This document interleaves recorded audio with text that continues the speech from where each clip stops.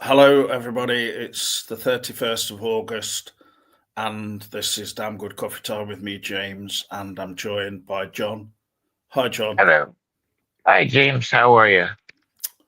I'm all right. How are you doing? I'm doing pretty good considering. Well, same here as well. Um, so we just thought we'd do a video just to kind of meet up again and say hello and see how things are, really. Talk about anything that comes to mind, things I've watched lately. And there is an article that I've got here that was in the Observer here last week. Okay. How Hollywood lost the plot. So That's a great headline. What is the article about? I think it's probably focusing on just Hollywood's tendency over the last, probably going back now 15 years or so, of just making so many superhero movies and tending to sort of swamp theaters and take over releases, really, Yeah. leading to a certain tedium in the output of the studios from Hollywood. And this is not including indie films or um, anything that a bit more offbeat or unusual. But I think I can't really name a load of superhero films that I think are really that great. So, in recent times, anyway, I think for me, if I was going to name any that I think are really great, are or really well done, are obviously the Christopher Nolan Batman films, and then the recent The Batman, and um, I thought the first Marvel Avengers film was okay, and then as far as that series of films is concerned, I just really wasn't a big fan of that at all. I'm not a big fan of superhero movies as a whole, anyway. Um, I think, as we've mentioned before, both of us, to an extent, have a liking for the Superman films, that kind of thing, the Yeah. Superman Yeah. character. But I think Superman's sort of like just a very iconic and sort of memorable figure going back to the 80s films or late 70s when it started. Yeah. So the first two films are, strictly speaking, 70s films, I believe. Maybe the second one's about on 1980 or so. I think it Yeah, was like 81, if I'm not mistaken. the second But one. I'm probably wrong. Yeah, the second one. The second one. Well, the first one was 78, so that would make sense. Right, But, right. those films are a long while back, and I think the style of filmmaking coming out of America, Hollywood as it's called. I don't really. I think Hollywood encompasses basically the studio system, doesn't it? And that, Yeah. which is very much just, it's a business, obviously, and you do get unusual and interesting films that come out of that system, sort of like from more indie branches of it or offshoots of the mainstream industry, a bit like you get in the music industry. You get offshoots and subsidiaries of massive big mainstream music labels like Warner's. Well, particularly in the past, you used to. I don't think, probably not so much now. They're They too just afraid to take risks they now. just concentrate on the big acts now, and they don't Yeah. have like a whole board of artists like we used to have in the charts and things, releasing more in back then. Basically, bands were given more chance to sort of build a an amount of work, over a series of albums, and they weren't demanded to be successful on the first album, were they? And obviously that all changed really after the 90s or so, I think. Actually, an interesting quote on all that, and I've just swerved into talking about the music industry, which is not really what we're talking about, but Shirley Manson, who's the singer from the band Garbage, they were successful in America and were on playlists on radio stations and things like that with the first couple of albums or so. And, and obviously they're a famous band with, Butch Vig, and who was a producer, and all the very talented musicians in backing her and stuff. But she said basically that their music was just dropped as soon as 9/11 happened from record stations. They just didn't want to play that kind of thing, for whatever reason. They didn't want to play I'm Only Happy When It Rains or this kind of music. Who knows? That's what she said anyway, in terms of American radio stations and stuff. They just probably tended to play more stuff like country music or more traditional stuff or pop from the past. So, it's so odd. That's not me. That's not me coming from a place of thinking that Garbage are like, the greatest band ever or anything like that. No, I hear what you're saying. I only know really their first album, and then, they did a Bond theme tune. I remember the song "Push It." I think I'm paranoid.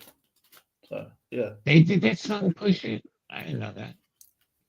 Not by Salt and Pepper. Okay, sorry. Ooh, that's the one I was thinking of. Well, it's not exactly. I mean, it doesn't sound exactly a million miles from that. Yeah. Anyway, but the Garbage one is more electronic and guitars and their kind of signature sound. Yeah. I suppose they went a bit more dancey. Well, I don't know. They always had that element in them, but their version of it goes, ooh, oh, let's get to it. Do, do, do. Push it. Do, do, do, do. Make the beat go harder. Do, do, do, do. Push it. Well, yeah. All I remember is an interview from her. I've seen lately is that she said that that video was the most expensive video they ever made. And she'd have the house by the pool if they hadn't sunk all their money into that video, apparently. So I gotta look that up later. It sounds. I'm not even sure if I'm familiar with the song now, because I was thinking of the Salt and Pepper one. Not that it matters. I mean, don't worry, I'll look at it later. But that's very strange. I mean, it was like after 9/11, I remember like radio stations getting super sensitive about what type of songs they played. And they had a list of songs they weren't allowed to play just because, whatever the reason is. And I remember, do you remember the concert they did for 9/11? No. They did a concert for 9/11, and there was a song that was really popular, and it had Annie's "A Hard Knock Life" in it at the beginning of the song. And I know. I know. Yeah, it's like a rap song, wasn't it? Yeah, it was a terrible song. Yeah, and the guy opened up the show with that song. Is it Jay-Z? I think it was Jay-Z. Yeah. I think. Don't quote me on that because I'm not really good at hip hop stuff. Well, they're bound to get artists who are associated with New York, and I think he is from there, isn't he? But I don't know. I know he did the song "The New York State of Mind" with Alicia Keys, but Oh yeah, that's right. Yeah. But anyway, he opened up a song, and the audience wasn't having it. They were just drowning it out because they didn't want to hear that type of song. It was, and I guess that's where the idea of coming up with a list of songs not to play on the radio because of that. Um, but I don't know. It's just a theory, I guess. I don't know. I mean, um, I can't. I can't really think that that type of music was a particular um, genre or whatever that was sidelined as a result of 9/11. But No, there were no genre. Everybody was, everybody had, the bullet pointed in their direction. Every genre of music. It wasn't just hip hop. It was rock. It was pop. It was everything. Everybody was just being a little careful, you know. I think things probably just became a bit more conservative and the sort of like safe music. I honestly, I'm not an expert on what's popular in America, but I think I don't understand the popularity, for instance, of country music really. But you know, I don't think anybody understands the popularity of country music. It's just so terrible. yeah, but obviously people like it. Well, good for them. I like. I can't listen to country music. It's awful. Mm.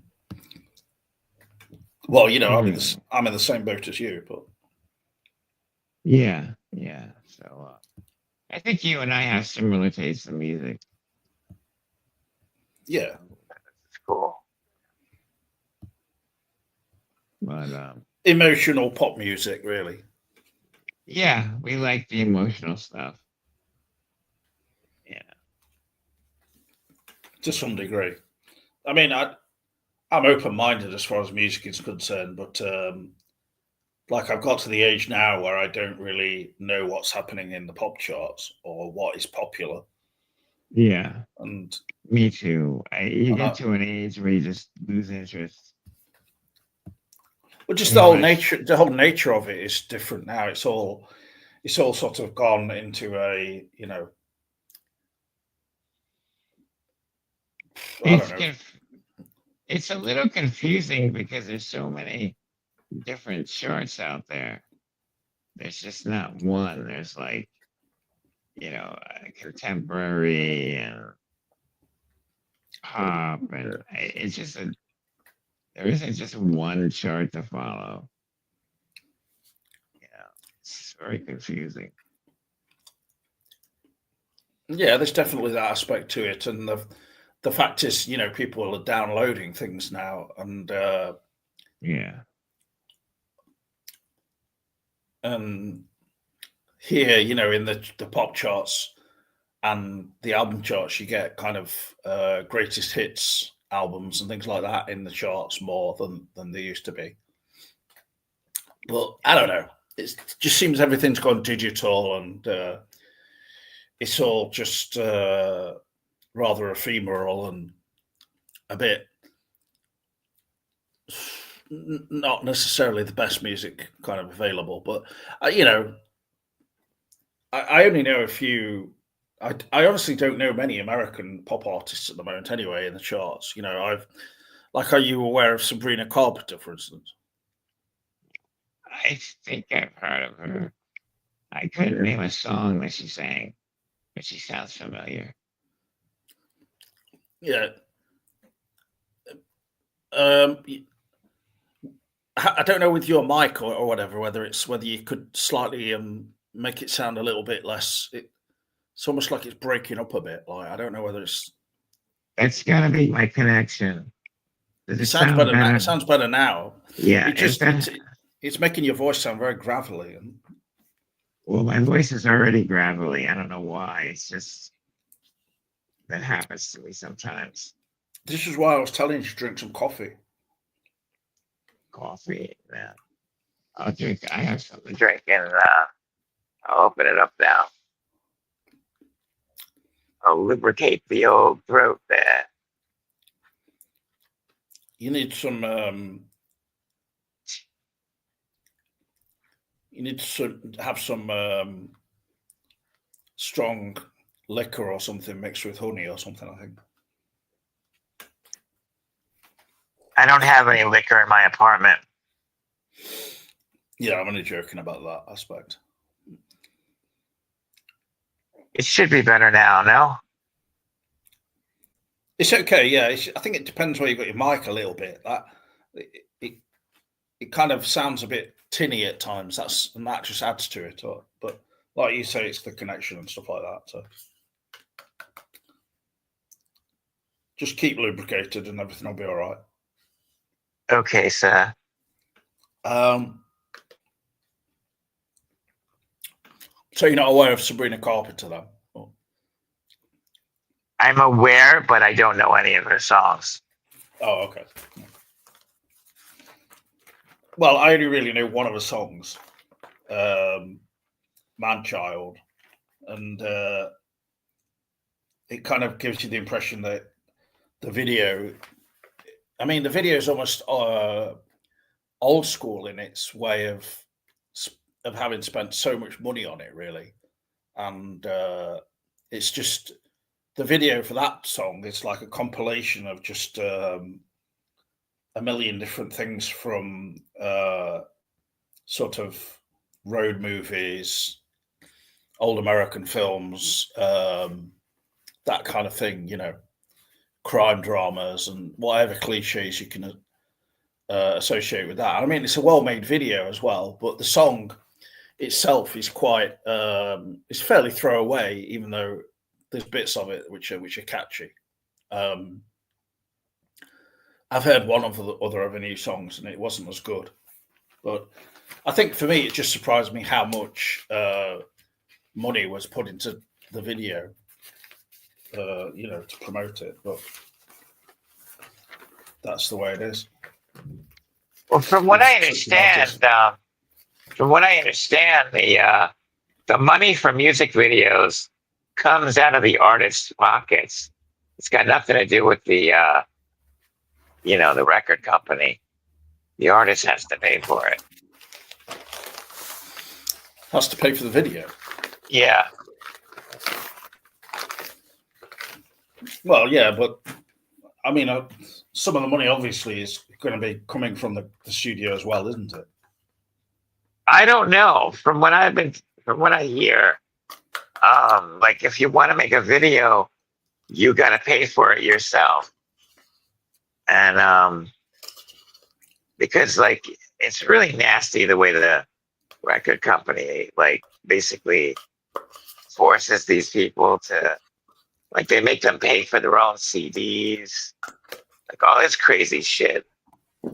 It's really like immoral what they do. Like,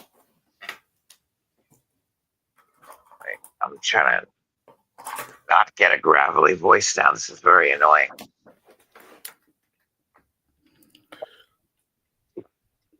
I think it's partly your connection that's adding to it.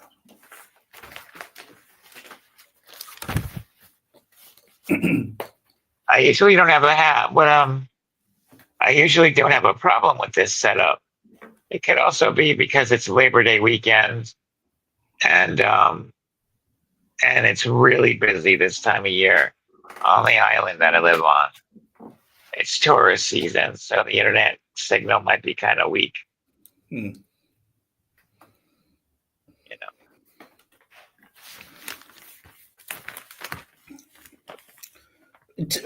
To get back to sort of movies and TV, anyway. Like, yeah. Sorry, man. I mean, Wait. what TV shows or movies have you watched that you were impressed by in the last 10 years or so? Well, White Lotus is one of them. White Lotus has got to be. Oh yeah. That show is incredible. I wasn't that pleased with the most recent season. I didn't think it was that good, but the seasons before them, even this season, I would include, you just gotta watch them because they're incredible. I love that. Hacks is another one, which I think is absolutely brilliant. There was another one that I was thinking of. I think it was called The Other Two, and it only lasted 3 seasons, and it was really funny. Molly Shannon was in it, and she played this mom who accidentally becomes a really popular television host, and her son's an actor, and it's a really funny show. If you can find it, check it out. Let me think of other shows that I've like really kind of liked a lot.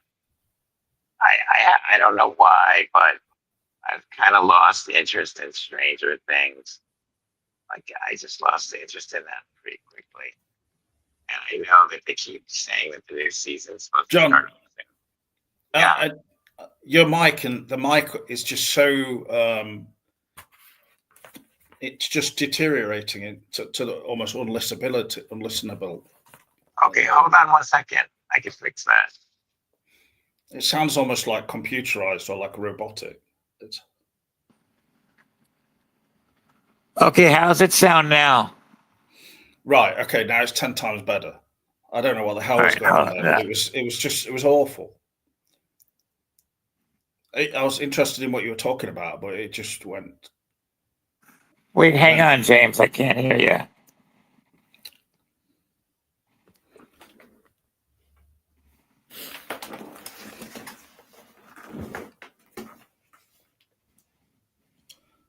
Right. Hang on 1 second.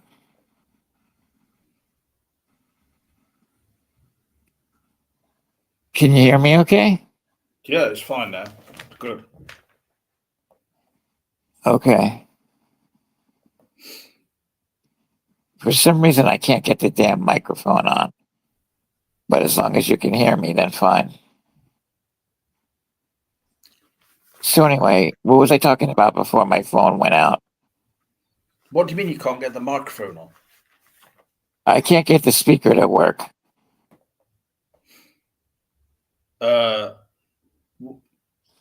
You mean to listen to me? Well, I just have to put the phone to my ear, that's all. Oh, I see. So you can't listen to it on headphones then? Well, I had them on headphones and you said you couldn't hear me. No, I could hear you, but the quality had just deteriorated to such an extent. That's all. But I think I have to charge the other ones. That's why it's like that. So let me hang on 1 second. Don't go anywhere. like initially, it sounded good just now. Now it seems to be going more and more tinny again. Yeah, hang on.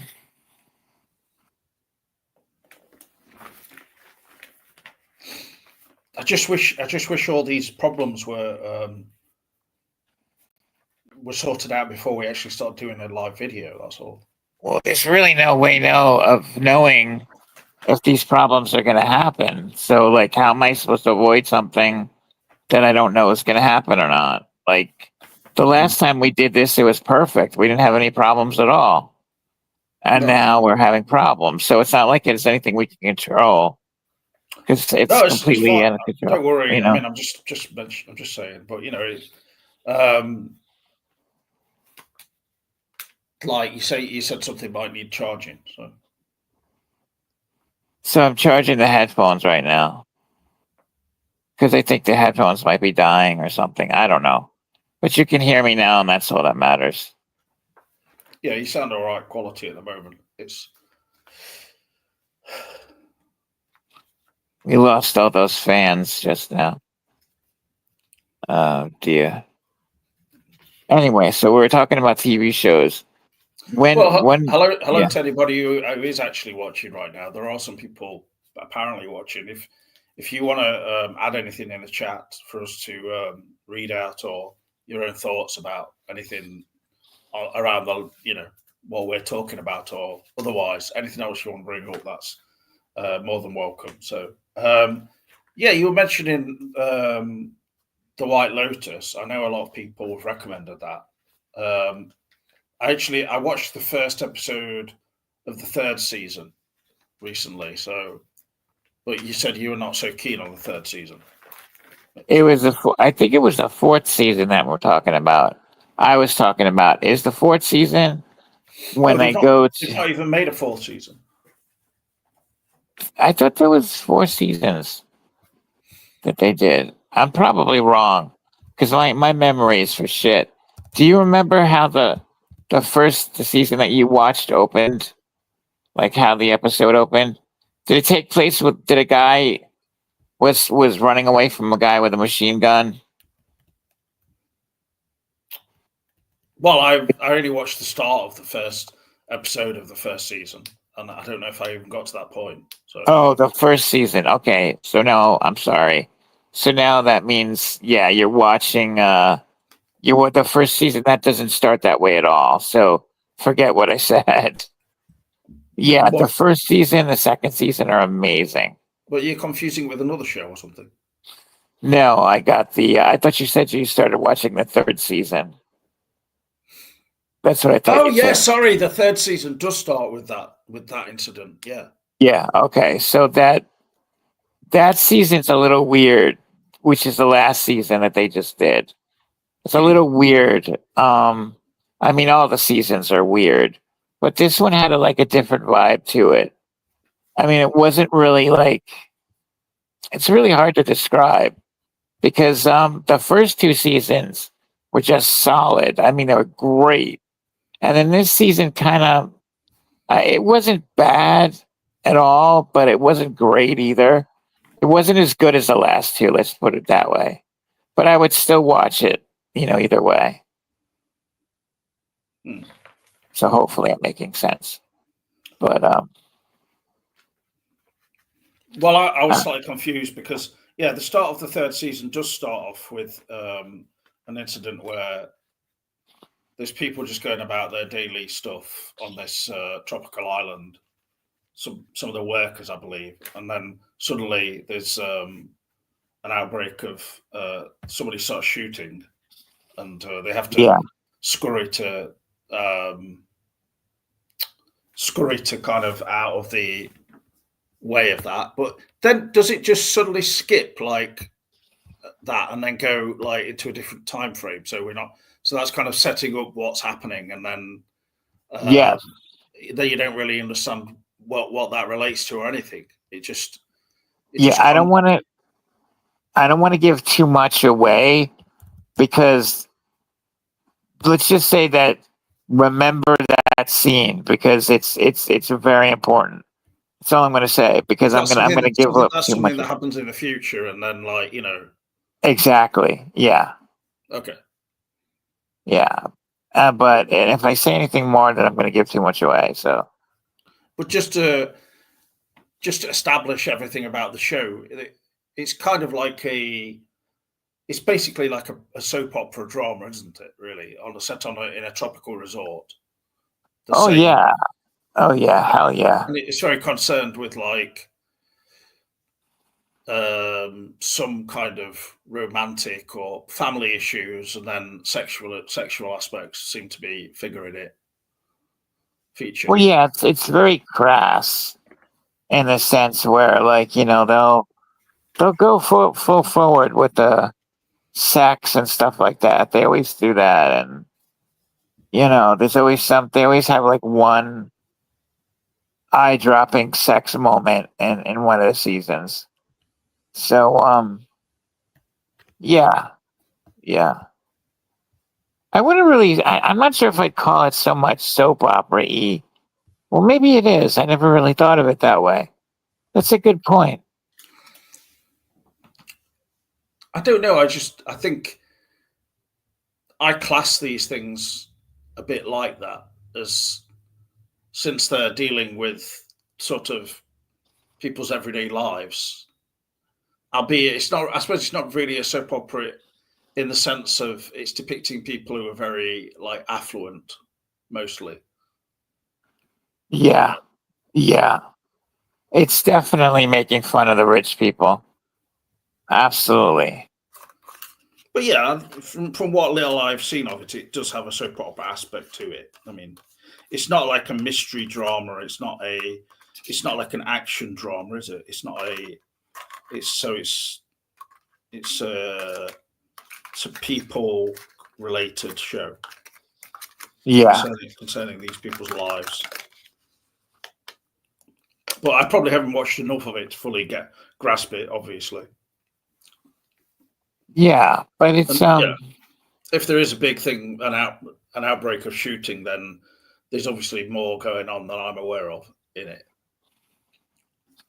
yeah. Well, like I said, it's like that part doesn't come back until the end of the last episode. So, but just remember it because it's like it's something that's easy to forget. Uh, well, I couldn't even remember it kind of saying, kind of 10 months later or 5 weeks later or anything like that. So, Yeah, yeah. That's why it's. I guess that's why they make it so good for binge watching. I guess because you want to keep watching it to see what that scene was all about and blah blah blah. yeah, I mean, the cast in every season has been pretty good, hasn't it? Yeah, absolutely. The only person I wish they brought back was that woman whose name escapes me. I can't remember her name, but you know who I'm talking about. She sticks out like a sore thumb, and rightfully so, because she's so good. I can't remember her name. Um, she's so funny, and she's got this fantastic personality. I just don't remember what her name was. Um, Martha? No, that's not it. Do you never remember the name? You mean the name of the actress? What?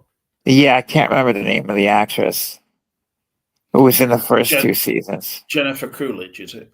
Yes, that's it. I knew it was Coolidge something. Yeah. She's incredible. I mean, like everything she does is just great. Yeah, She's got, yeah.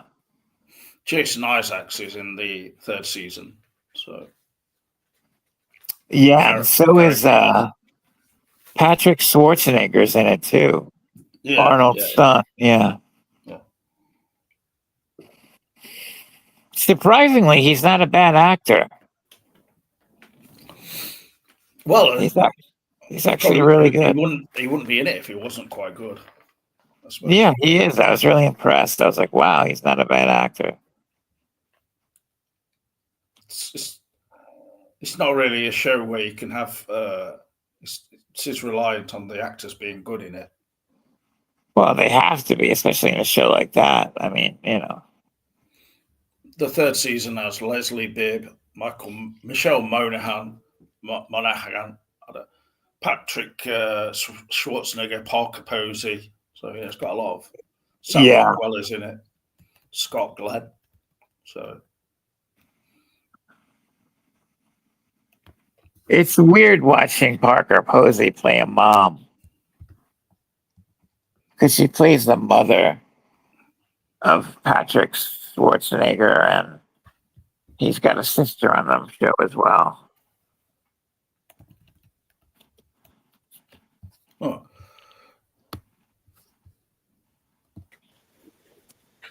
Hey, James, can you hear me? Hi, yeah, Johnny, you all right? I'm doing fine. How are you doing? I'm not too bad, thank you. Yes, long time no see. It's been a while. Yeah. Long time no here as well. Yeah. Kind of a busy summer, with family, just, little things here and there, going to barbecues and stuff. Good. Well, sounds a good thing to be doing.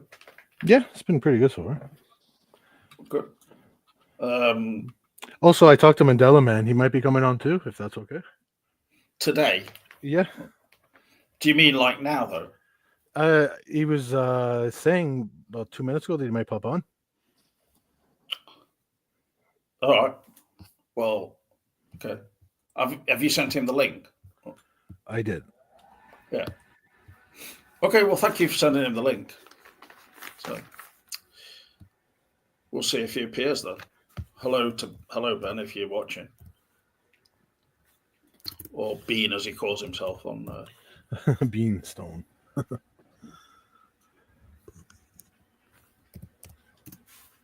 I'll send him the link as well, just in case.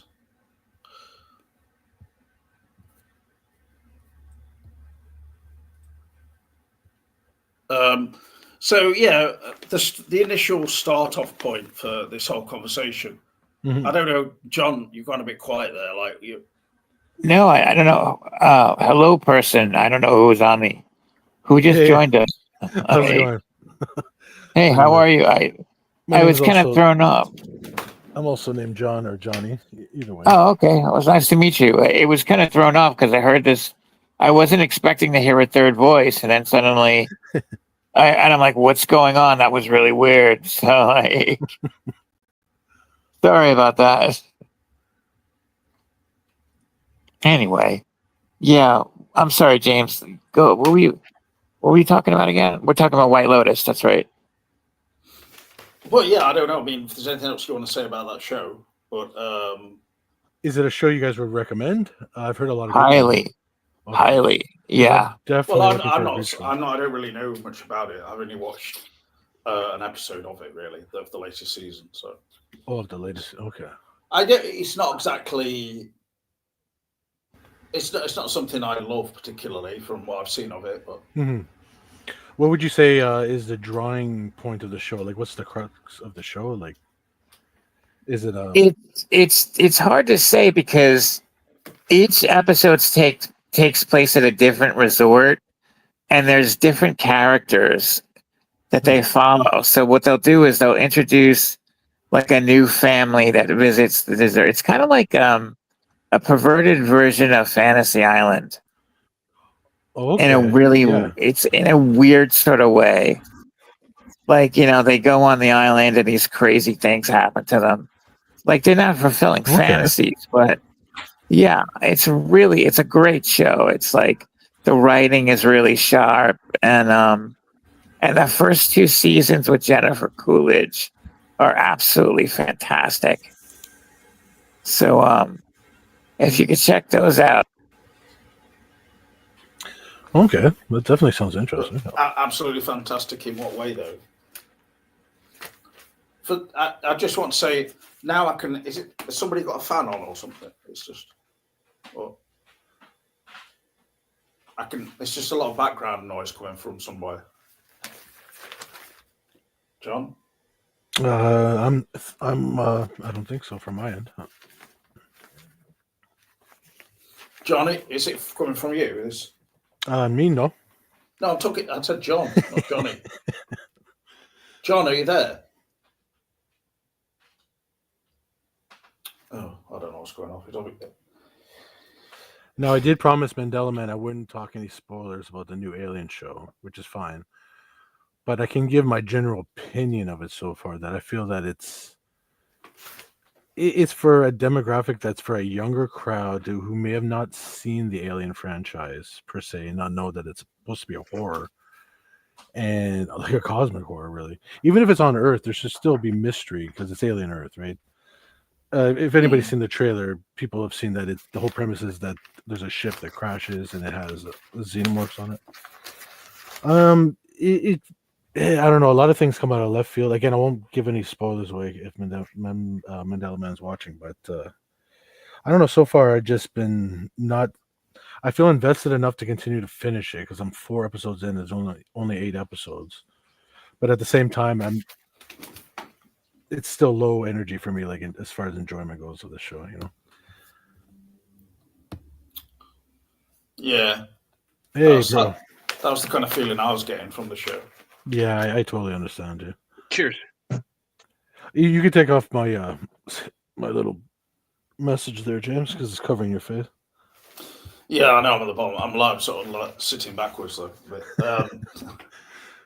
hello, Ben. I've not seen you for a while, so. Hey guys. Hey, looking good.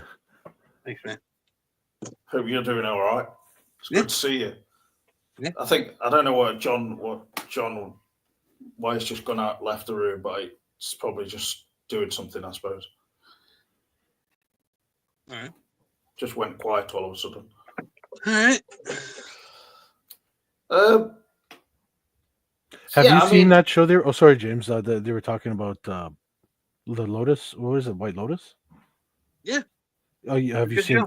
Okay, Good so show. you're another recommendation. Okay, Yeah. I'll definitely check it out then. I like it. Okay. It's something I can watch with my grandma and still kind of be interested in. Okay. If that tells you anything. it's got some rude content though. Oh, for sure, bro. Wow. I like in the first season, the first episode, they mentioned more gallons. I thought that was kind of that got me a little hooked on it. You know? It's like, oh, Okay. they had the balls to mention that. So To mention what? Sorry. more gallons, the mystery disease that my mom had. More Yeah, gallons. more gallons. Yeah, more gallons. I've never heard of it. Sorry, Alan. I've told you about it many times. Have you? Yeah, they're like little fibrous mystery things that you had come out of your skin. Oh yeah, I saw a video Try of to that. pull- Yeah. Try to pull at them. They Yeah. try to go back into the skin, and they tested them, and they found that they were not fabric from any clothes or fabric from anything known on the earth. So, devastating disease. It seems to affect women who are like menopausal in those ages, pre and post menopausal. When the menopause goes away, it seems to subside, but you always have it once you have it. Everybody you live with, if somebody has it, everybody else has it, but it doesn't affect them as much. Like I had it come out a couple times, and we learned that like pulling on it just makes it worse. So you basically, if it comes out, just leave it the fuck alone. Public service announcement. But yeah, you can look it up. I mean, Yeah, I will do. during like when my mom had it the worst, at one point Joe Rogan went on like the History Channel, and they had like a special episode about it where he had it tested by a lab and everything, and that's when they found out, you know, they couldn't identify it on any known thing on Earth, basically. But when that program came out, they were hypothetically saying in the program that like maybe it comes from an asteroid from outer space and landed on Earth. I always thought maybe it was lying dormant in the ocean, and it came out of the ocean, maybe, and got into people. I don't know, but it was like devastating because the fucking doctors for a long time they wouldn't admit that it was a real thing. They would tell people it's in your head. Finally, the DSM classified it as a real thing more recently. But when that program came out, they were saying that maybe it's an alien virus. And imagine your doctor telling you that it's all in your head. Meanwhile, you're watching something on the History Channel, like maybe it's an alien virus. Imagine the psychological implication. I gotta grab some ice water. Is this something where it looks like there's a small like worm inside you, or like a? If he's talking what I think he's talking about, I think it's just like if you were to have like on your arm like a little small patch of hair, but it's like so thick and so barbery or something. It's a rare thing. What are you guys talking about? I don't know what it's called. Something like, what did he say? I thought he was saying a woman's name, Morgellas. Yeah, Morgella's disease, something like that. Oh, I never heard of that. I lost connection for a little while. I don't know what happened. Sorry, guys. It's all right, John. It's a little Just glad, frustrating. glad you returned. Well, I thought I'd done something that made you depart all of a sudden. No, all of a sudden I just completely lost audio, and I lost it. I lost everybody, so I couldn't hear anybody in the show. And I'm like, all right, what's going on now? So I managed to get back in. Whatever, it happens. Well, in terms of the starting topic of this video being all about like Hollywood and how it seems to not have any new ideas and keeps kind of pumping out films that are just maybe promoted quite well, but then you go and see them and you just sort of like, oh god, this is a letdown compared to the trailer for it. I mean, that's how I felt about that new film Weapons. I went to see that in the cinema, expecting it to be a good horror. Yeah. And I was disappointed somewhat, really. Especially the ending, how it leads up to that reveal. Have you been to the cinema to see it, Johnny? I have seen it, yeah, with my brother. But I don't want to give too much away because Mandela Man, have you seen it? Weapons? No, G. Okay. I hated the first film. Oh. Barbarians was the worst piece of shit I've ever seen. And I loved the guy's show. I mean, The Whitest Kids You Know was one of my favorites. Man, Barbarians was awful.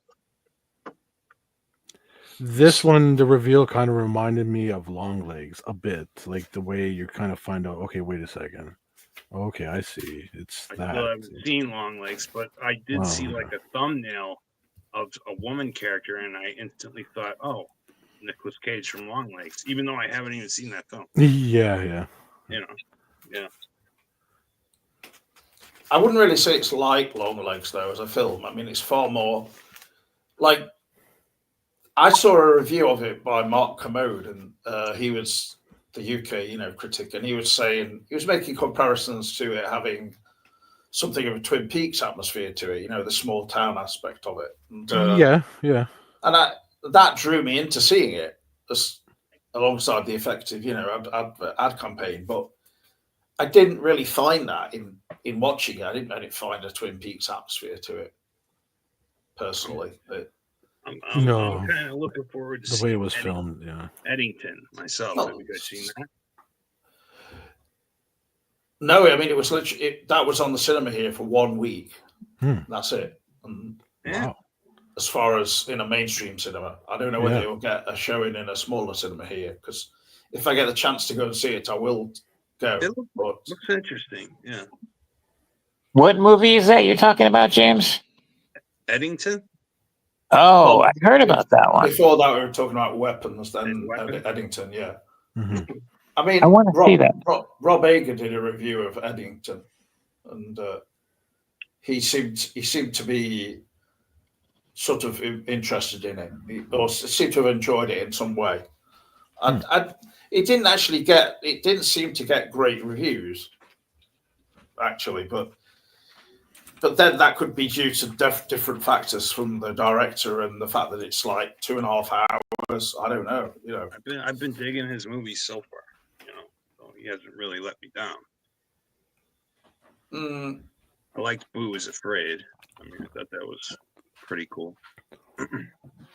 Did he do anything? Did he do anything before Hereditary? I don't. The only one I know of is Hereditary. Nothing mainstream. Nothing. Yeah, I liked Hereditary for what it was. It's an okay horror film, but then it's pretty well done. I think that I was not so on board with Beau Is Afraid. I thought it started well, and then it went into all the scenes in the woods and things, and the weird stuff happening, and it was sort of theatrical stuff as well. So I'm not going to say that the twist was like super innovative or anything, but it was something that like I didn't really see coming, which is hard to do in this day and age. When every Twilight Zone has been redone into a film. I liked it. I can't even remember any particular twist, but What about? Oh, sorry. That's okay. You can go. Oh no, I was just wondering. Midsummer, was that before Hereditary or is that after?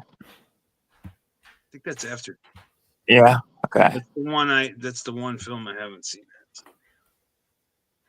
Same here, Mandela. That's on my list to check that one out. It just looked like. And I agree with you. Just too Wicker Man. Yeah, exactly. Yeah. For me. Oh, Midsummer is by Ari Aster, right? Hmm. Yeah, I forgot about that one. But yeah, how can I forget about that one? I mean, that's probably his most successful film. I don't. Yeah. Or well, no, maybe. I mean, Hereditary is very well known as well. But I like Midsummer. I thought it was really good on the whole. For what it was, I mean, it's pretty much the same thing all the right way through, and brightly lit, and Mhm. then. But I suppose I don't know. Maybe the actors just pulled it through for me. You know, Florence Pugh and the other actors in it were good, so that saved it. I quite liked it. So you've seen it, James. Is it as predictable as it seems? Are we talking? I've Midsummer. seen what? Midsummer. Oh, Midsummer. Hmm. No, it's not that predictable. I think you would enjoy it because it's got parts where they're being given like drugs and things like this, given some substance that makes them hallucinate a bit, and Yeah. I think you would. It You doesn't start- like go in. It does it Interesting quite. point. It does it quite subtly. Like Hmm. they just start seeing swirly bits in the scenery and the trees and whatever. But I think it's fairly realistic, rather than like just suddenly seeing something really fantastical. Mhm. It's subtly done. Did any of you guys see the new 28 Years Later? Nope. Yeah, I went to cinema for that one. Yeah. How'd you feel about that ending? Um, I burst out laughing. well, I've analysed it, and I think it's quite a good ending to leave it on, actually. But I just think that some people, if they didn't know there were sequels coming, Yeah. there's 2 sequels due, so Oh, okay. they're making 2. Like they But would it have been. went- I mean, if you imagine seeing that and you're thinking this is the end of the film, it's not. Yeah. There's no sequels planned. You'd be like, That's what what I the thought. fuck? What the That's hell is literally going what I on? thought. Like just another film, just suddenly It came turned in. into Power Rangers. What's that guy's name? Jimmy Savile or whatever. They all look like Yeah, him. but they with the they Power were all Ranger eyes. dressed.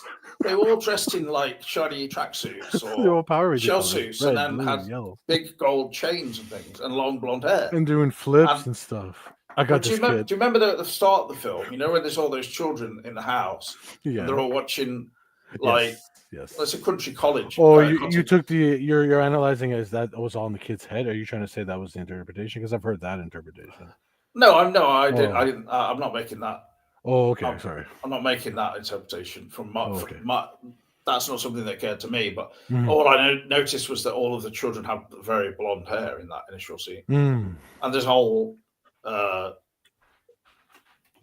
group of them all together, Yes, which seems a all bit watching, weird. yeah. Like people, I think one person I heard commenting about saying that the start of the film is complete shit because, like, 20th Century Fox or whoever owns the film, they put like, oh, watch the first 10 minutes of 28 years late. Years later, and they put it on YouTube. Oh, yeah, and then I think someone was commenting saying, "Well, I've seen the first start of the film, and this is just rubbish, and it's a load of shit, basically, and predictable, and so therefore the rest of the film, no doubt, will be no good." But definitely. I thought the start of the film is okay. The way it goes into like the woods with the dad, and that they're using bow and arrows, and then there's the like. Basically, the chunky zombies who are like basically crawling along the ground or moving very slowly. Mhm. I thought that was something different. It wasn't very scary, but that's the issue, It's but then it got ridiculous when it went into Yeah. like the alpha zombie with like Mhm. a massive prosthetic dangling penis. I'm like, at that point, I was like. They're chasing through an abandoned train. This point, you're like the dog the director's just taking a piss now. That was just it's like these shots where that's all you can see. I know, and then the theater is huge. It's like, what the fuck? It's just like, is this really necessary? What does this add to the overall telling? And at what point does someone unless it's a Chekhov's gun and he's going to use it later? You know what I But mean? in what real survival horror situation? Imagine this is a real thing that's really happening. I mean, I do realize that it's a film; it's not real. But at what point does someone suddenly describe them as okay? We're going to name those. They're alphas. Like what? Who would say that? Yeah. Now, how many would there be to the point where they have to be named? Like, how many? That one's an you only alpha said the because the one. massive zombie with the massive penis. Yeah. I would call that like a berserker or something. Yeah, whatever. Alpha. And he looks really strong, obviously. So Yeah, he's the boss. Basically, you're waiting for the boss at the end. Oh, the I think waves. the script was just it had these elements in it that were a bit zany, and I would Mhm. include that ending in that. Without, Yes, very much. but it is an effective ending because I think those characters are going to be prominent in this follow-on film, Okay. which is not going to be directed by Danny Boyle. He's going to apparently come back for the last one. Oh, okay. Till See, they do another too bad he spin-off or didn't do something. all three, because this way you can get a vision of a director what he wants. You know what I mean? Yeah. I think that's an interesting point, definitely. But I think hopefully it'll Work out. Yeah. be effective in the next one with whatever that director brings to it, and then Danny Boyle can come back again for the last one. But True. I do think like that. I'll say about 28 years later, as it feels like it's almost two or almost three separate episodes and three parts, which are all quite singular. Because the film, after all, it does, this is going, well, we're not really giving spoilers, we're just detailing the film. Like, a lot of it basically is a sort of emotional film about him and his mother, and with Jodie Comer and everything.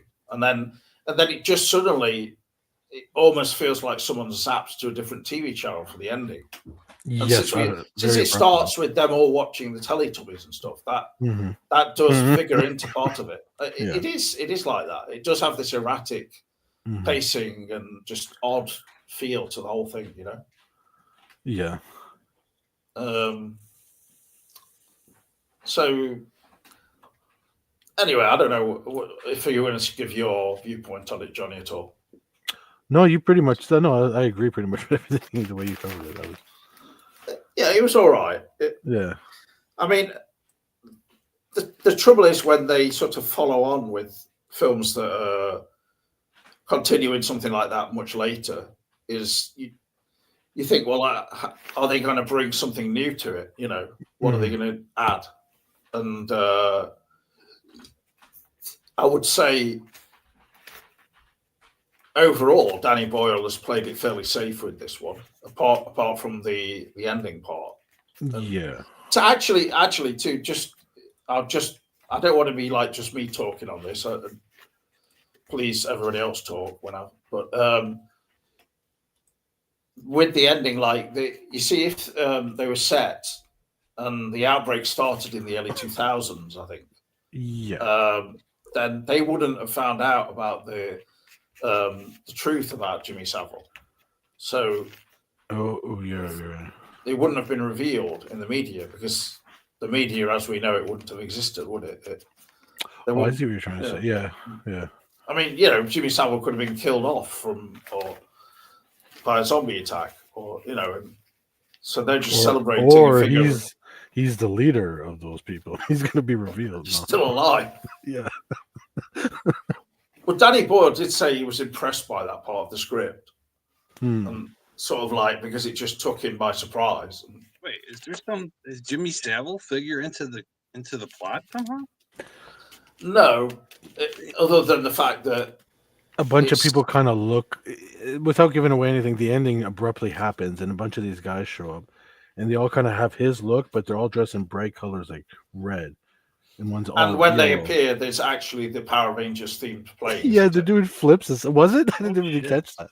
Some of them are just flying through the air like acrobatically and like kicking zombies in the head. And they save the boy who's just on his own basically at that point. Yeah. And it looks like they're in this sort of a kind of a hillside and what's implied by the colorful clothes, that there's some kind of mystical thing. I think it's implied that they're some kind of cult. That's all I've heard. Yeah, I don't know if that's people just speculating about the film or whether it's confirmed. But they do feature in the next follow-on film apparently. Also, Cillian Murphy is going to be in this next one. Okay. So you guys made it from a Well- film I would never watch to if it's Yeah. on if it's on cable and I see it, I Definitely would, I watch would it. watch Yeah, Yeah. definitely. Well, after hearing that, Yeah. Well, I don't know if Murphy's in it much or whether he's just sort of like in it a bit and then like a cameo or That's all something. right. But yeah, that's all right. that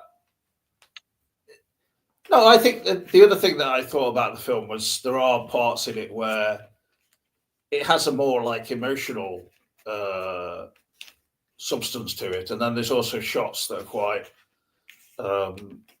stand out, like large vistas of the countryside, and they're sort of stood on the side of a hillside, and there's you can tell there's some trickery going on with they've like overlaid two separate images to show what's in the distance as well. And I can't remember what it's other way showed, but you know what I mean, Johnny? Yeah. Do you remember what I'm talking about? Yeah, I think they were able to do that because this was literally shot all on a phone. What was it, an iPhone or whatever, or Apple?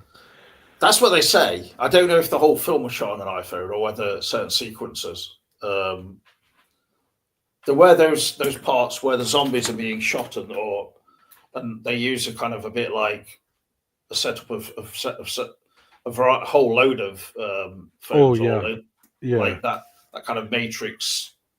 Mhm. Some people commented on that saying, why are they doing that? But it's certainly not like in the Matrix. It's far more like just fast. You know? Yeah.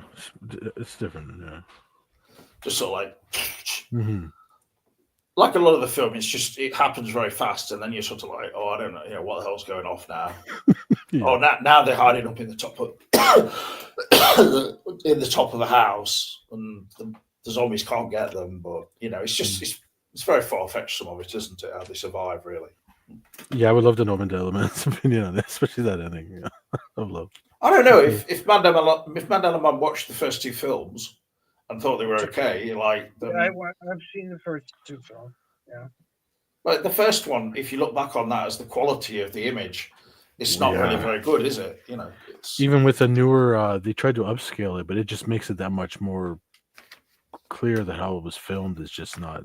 It's beyond not even grainy. It's just ultra low res, that almost like early '90s watching a clip on the internet, but that's the video. Like it's like actually that very Inland- hard to watch now. Like, that Inland Empire redesign. Like, I say Inland Empire actually looks way better than this, even the film you quality. think it looks better? Yeah, I would say it definitely looks better. Oh, bro. we're talking about 28 days later, though. That's Yeah, compared to that No. first one. not 28 weeks later. No. 28 weeks later, I mean, it generally looks pretty well filmed, quite in terms of the quality of it. I wouldn't say it stands out that it was shot on phones or anything like that. But No, yeah. I mean, it's not like full on HDR, Mhm. amazing digital quality. So No, yeah. perhaps, but I don't know. It's hard. It's difficult to tell actually. So, I must be the only one who liked his choice of choosing that camera. Really. Ever. I get the aesthetic because it gives you that such a hopeless Like dark that's the and reality of that time period. Of that, gloomy. that's how I look at it. Because I had that same camera, like fucking. Oh wow. Oh Yeah. shoot. Oh man. I dropped it. which film are we talking about now? Shit. The DVX fucking camera that Lynch used for Inland Empire. Oh right, yeah, that was a Sony PD 150. You could point it at a tree and just kind of wiggle with some music in the background, and it looked epic. Yeah, but did you actually have a Sony PD 150? I believe so. That same camera. It was classed as a semi-professional camera, so at that time. It was like $800 But even out of back then. yeah, probably would have been more when it first came out. But it was even out of date by the time you made Inland Empire with it anyway. Right. So, I presume it would have come out like early 2000s. Yeah. Happened to get a camera. I think some parts of Inland Empire look better than others. Basically, I think it's effective to some degree. Lighting, right? Yeah, depending on everything, the settings, the lightings, and all sorts of things. Lighting. I don't know. It's like there's certain parts of the film which are just very watchable. For instance, like, do you remember the scene where it's set in a sort of outside a bungalow and they're all having a barbecue? Mhm. That scene. I thought that was effective, and it works well with that kind of not so great quality and everything. You know, the graininess. It's very standout digital looking, isn't it? You know, it's I like the graininess though. I like it. I dig it. it was I don't that know. job. I like the graininess and watching a film. I don't know. There's something about it that's so it's more organic, if that makes any more sense. Like, Yeah. whereas opposed to videos got like that flat image that fills in all the little, I don't know, we can't really call it grains because it's a video, but would other would consider grain would just be flat out video. And if you have an eye for that sort of thing, it's really distracting. But that's just my opinion. I I mean, can see if you don't like it, you just don't like it. Yeah. But exactly. that's like dug it from the start. It's like Indiana Jones 5. Like they could have shot that on film, but it's still not going to save the content of the movie. You know, Oh wow, that was shot entirely on video. it's not. It's digital. You know? Okay. I mean, there's an incredible difference between what's it called? Damn it! I just had a brain fart. It's all right. Sorry, I can't remember what I was talking about. Images. I Well, don't know. we were initially talking about just now. We were talking about the film Inland Empire, which was all filmed digitally. You know, the Lynch film. John. Yes, We that's weren't another talking. one. You went into talking as if we were talking about film, but Yeah, I mean, but it was the thing- weird to use the digital when he. well, I think Lynch actually had a belief that that particular digital quality it evoked kind of the grain of It had a early creep- films of it had a old creepiness. Yeah, it had a creepiness to it. old Hollywood films and stuff. Which, And it worked. but have He you was seen it? right. Have you seen Inland Empire, John? I've only seen bits and pieces, but I promise you, Oh, all right. Well, James, that it's don't on worry my about it. list. Well, it's 3 hours long, so yeah, it's. Oh 4 God, and a half hours long if you get all the footage. If you kind of run good rabbits. Lord, 4 hours. Yeah, I could give you the stuff to make a 4.5 hour cut. You know, Yikes! anybody could. Does it have to be 4.5 hours? If it was cut together, no, it could be down to 4 and be still tight. I think That's a tight 4 hours. it's a 4 hours. Yeah, Those 4 hours flew by. It was like what? It was like 20 minutes. That was the tightest cinema experience I've ever had. Thank you, Lynch. Yes. Wow. I had three panic attacks while I was watching it though, because of the heavy bass, the sound mix that Lynch personally worked on. It was like that though, especially. I only saw it in 2 cinemas, and it was just like throbbing. It was like. yeah. That's the first time I've ever heard a film explained that way. So how was the movie? It was throbbing. Oh, It was just like the drone effects or whatever that Lynch uses. It's just. that's such a weird thing to say. Honey, let's go watch that throbbing film again. Imagine that in like 4DX theater. Like, oh my god. I only got to trip. When I was always wanted to go to one of those theaters, man. Me too, but I heard it's literally like $50. Yeah, or something, you know. probably. But then the way I would justify it, it's an experience. So if I'm going to a movie I'm really looking forward to, Yeah, I could write it off in my mind. But yeah, I still haven't done it yet. yeah, I'm on the same page with you on that. I really want to experience it at least once. And once in a while, these theaters seem to actually like they'll have like say Terminator 2 come out for like 3 days or something, or they'll bring back. Yeah. I hope they start doing that more, and then I would jump to that just to experience. It'd be really fun if they would. Mm-hmm. Are the 4DX also like 3D movies where you have to wear the glasses? Oh, I'd be down. Just if depends. The experience. If it helps. Yeah. For some film, I mean, it depends on. There are some films still made for 3D. And Super so- Mario Brothers. It's definitive in its 3D aspect. But there's other films as well that have come out recently that are in 3D. Not- It's not the same when you watch the regular. Like Superman came out in 3D, I believe. Was it? I just ordered it. I pre-ordered it for DVD. I don't know. I really want to see that damn movie. What? I'm Superman? obsessed with it. Superman. It's not. It's okay. I guess has everybody. Okay? So you haven't seen it. James has seen it. Have you seen it, Mandela Man? No, Okay, I'm so good. I won't say anything. I'm good on all that. I don't know.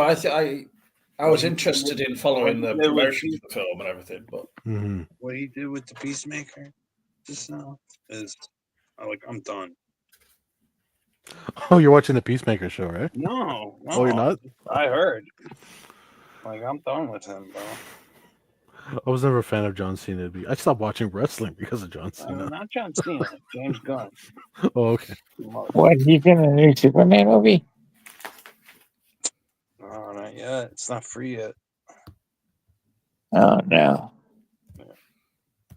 He's got that typical humor, the James. If you saw, what was it, the new Suicide Squad? I guess it's got to have rails on to work. But, that's what. Woke Superman was a fun flick. Yeah, you enjoyed it. I don't know. I have mixed feelings on that one. Like the visuals are incredible. Like modern movies look nice to look at, but then what you're actually absorbing story wise and where the plot is going, that's where I have issues nowadays, because it's like you can either see it from a mile away where it's going. You would like some surprise, or they do something that just throws you a curve, and you're just like, what is happening right now? Yeah. One guy to design a whole universe, and we see it's not a universe. It's just his own, his projects. It's kind of weird. It sounds a little unpleasant. Spread the love, bro. Green light. Show us the joy. Oh, show us something.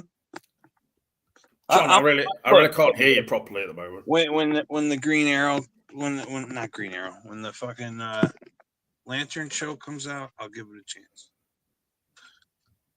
Wait, I'm totally not with the program. They're doing a show with the Green Lantern? Yeah, it's gonna. They finally got it off the ground, huh? Hal Jordan and what's the other guy? Fucking Jon Stewart. Yeah. Is Kevin Smith involved with this one? No, I don't think so. Wow. It's Damon Lindelof is in there. We'll see. When is that going to drop? Dude, maybe next year, late.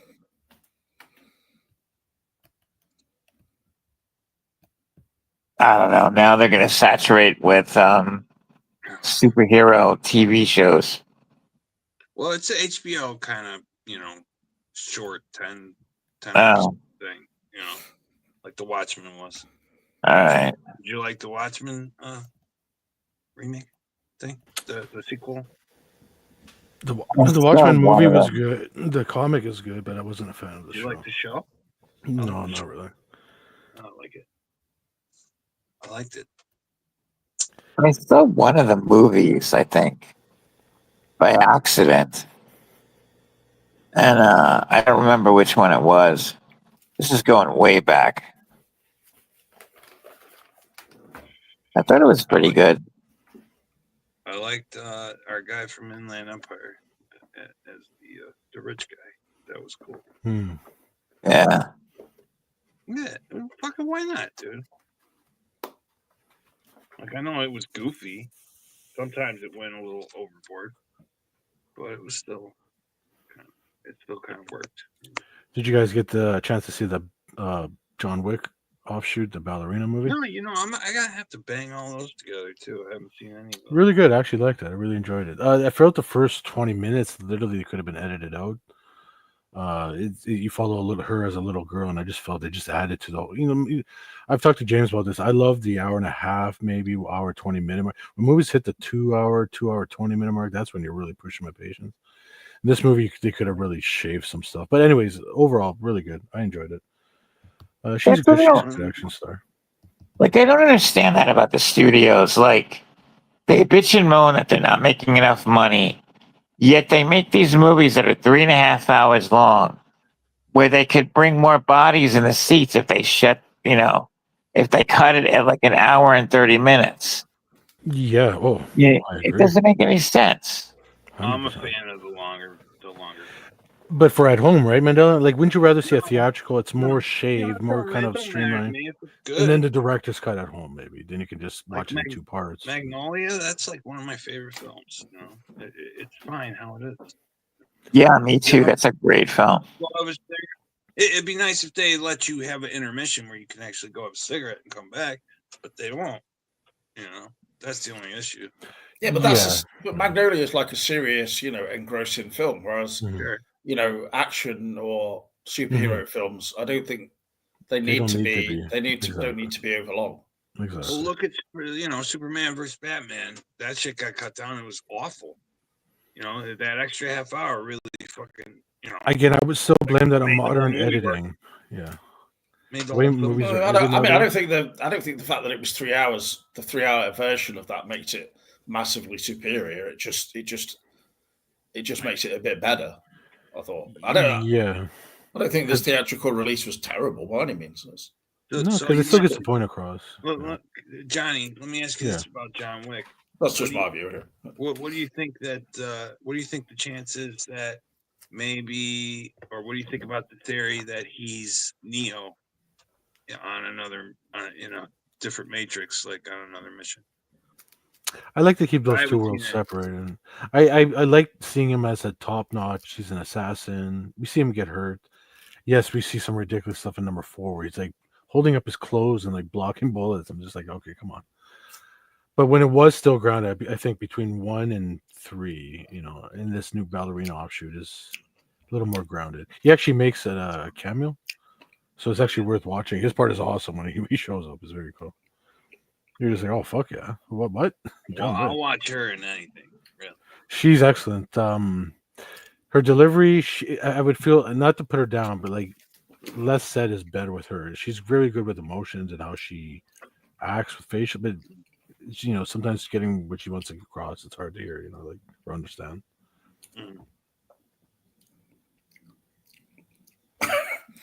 You couldn't understand Anna de Armas in this film because she's playing Russian, and all right, okay, yeah. No said. Where is she originally from? I think she's Spanish or something, right? She's Portuguese or something like that. Yeah. I think she's actually a decent actress. Because last night I was watching this new film that I found. It's not. I don't think it's actually been released yet. Called Eden. It's a Ron Howard film where there's all people. She's in that. I heard about that. She's good in that. Okay. She plays a quite an unpleasant character. Okay. This rich woman who wants to open a big, resort on this island. It's like set 100 years ago. It's got Jude Law in it as well and Sydney Sweeney. This is one sequence, I've not watched the whole thing yet, where Sydney Sweeney's giving birth. And then all these dogs are about coming to attack her. And she's like she's screaming at them as in the process of giving birth. It's rather a bizarre sequence, but Ron Howard sometimes is hit or miss. Especially for Ron Howard. Yeah. It looks interesting as hell. Well, I mean, he made Castaway, which is an entertaining film for what it is, but and similarly set on an island, but that was another one that went away. That went on way too long. That was brutal. to this day, I'm so angry at the wife when he comes back and she's already moved on with her life. I'm like, you fucking bitch. Well, how many years was he away?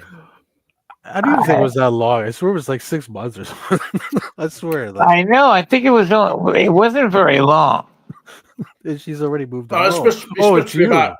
Oh, It's supposed to be he's been gone for about a year, 2 years or something. I think, if not longer than that. I think. I will But still she- yell at the TV when Bear I in see mind, it. she thought he was dead. So Time to move. She probably had some. She's like, all right, he's gone now. All right. I don't understand the appeal of that movie. It's just so fucking long, and it's so boring. It's just like it's a guy on a fucking island talking to a beach ball for 3 hours. Now they should have done the Stephen King that's- version. I Stephen liked King it. has one that is so horrific, where the character ends up on an island, injuring his leg, and because he's an addict, ends up eating his own self piece by piece until he's like a stub. That would have been a little more Nice. entertaining. What's Yeah. the name of the story? Do you remember? Oh, the short story. I could find that out if you give me a few seconds. Yeah. Yeah, I'd be curious about that one.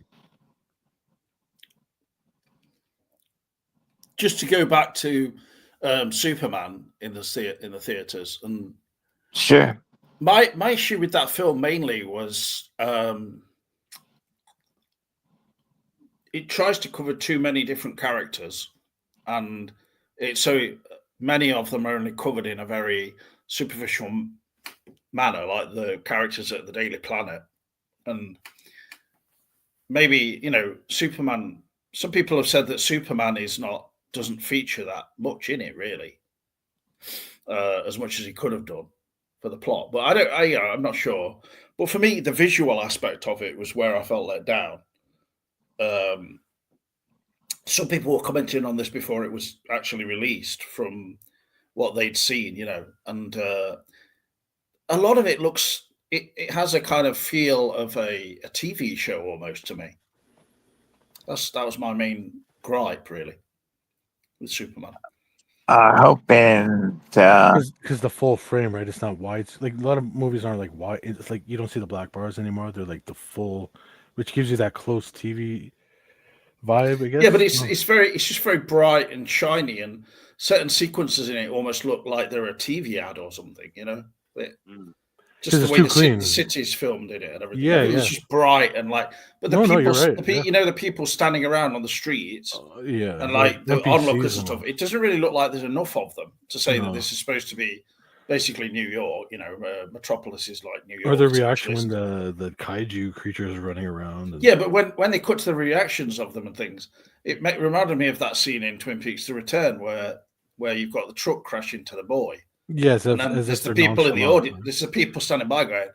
Mm-hmm. Yeah, no, exactly.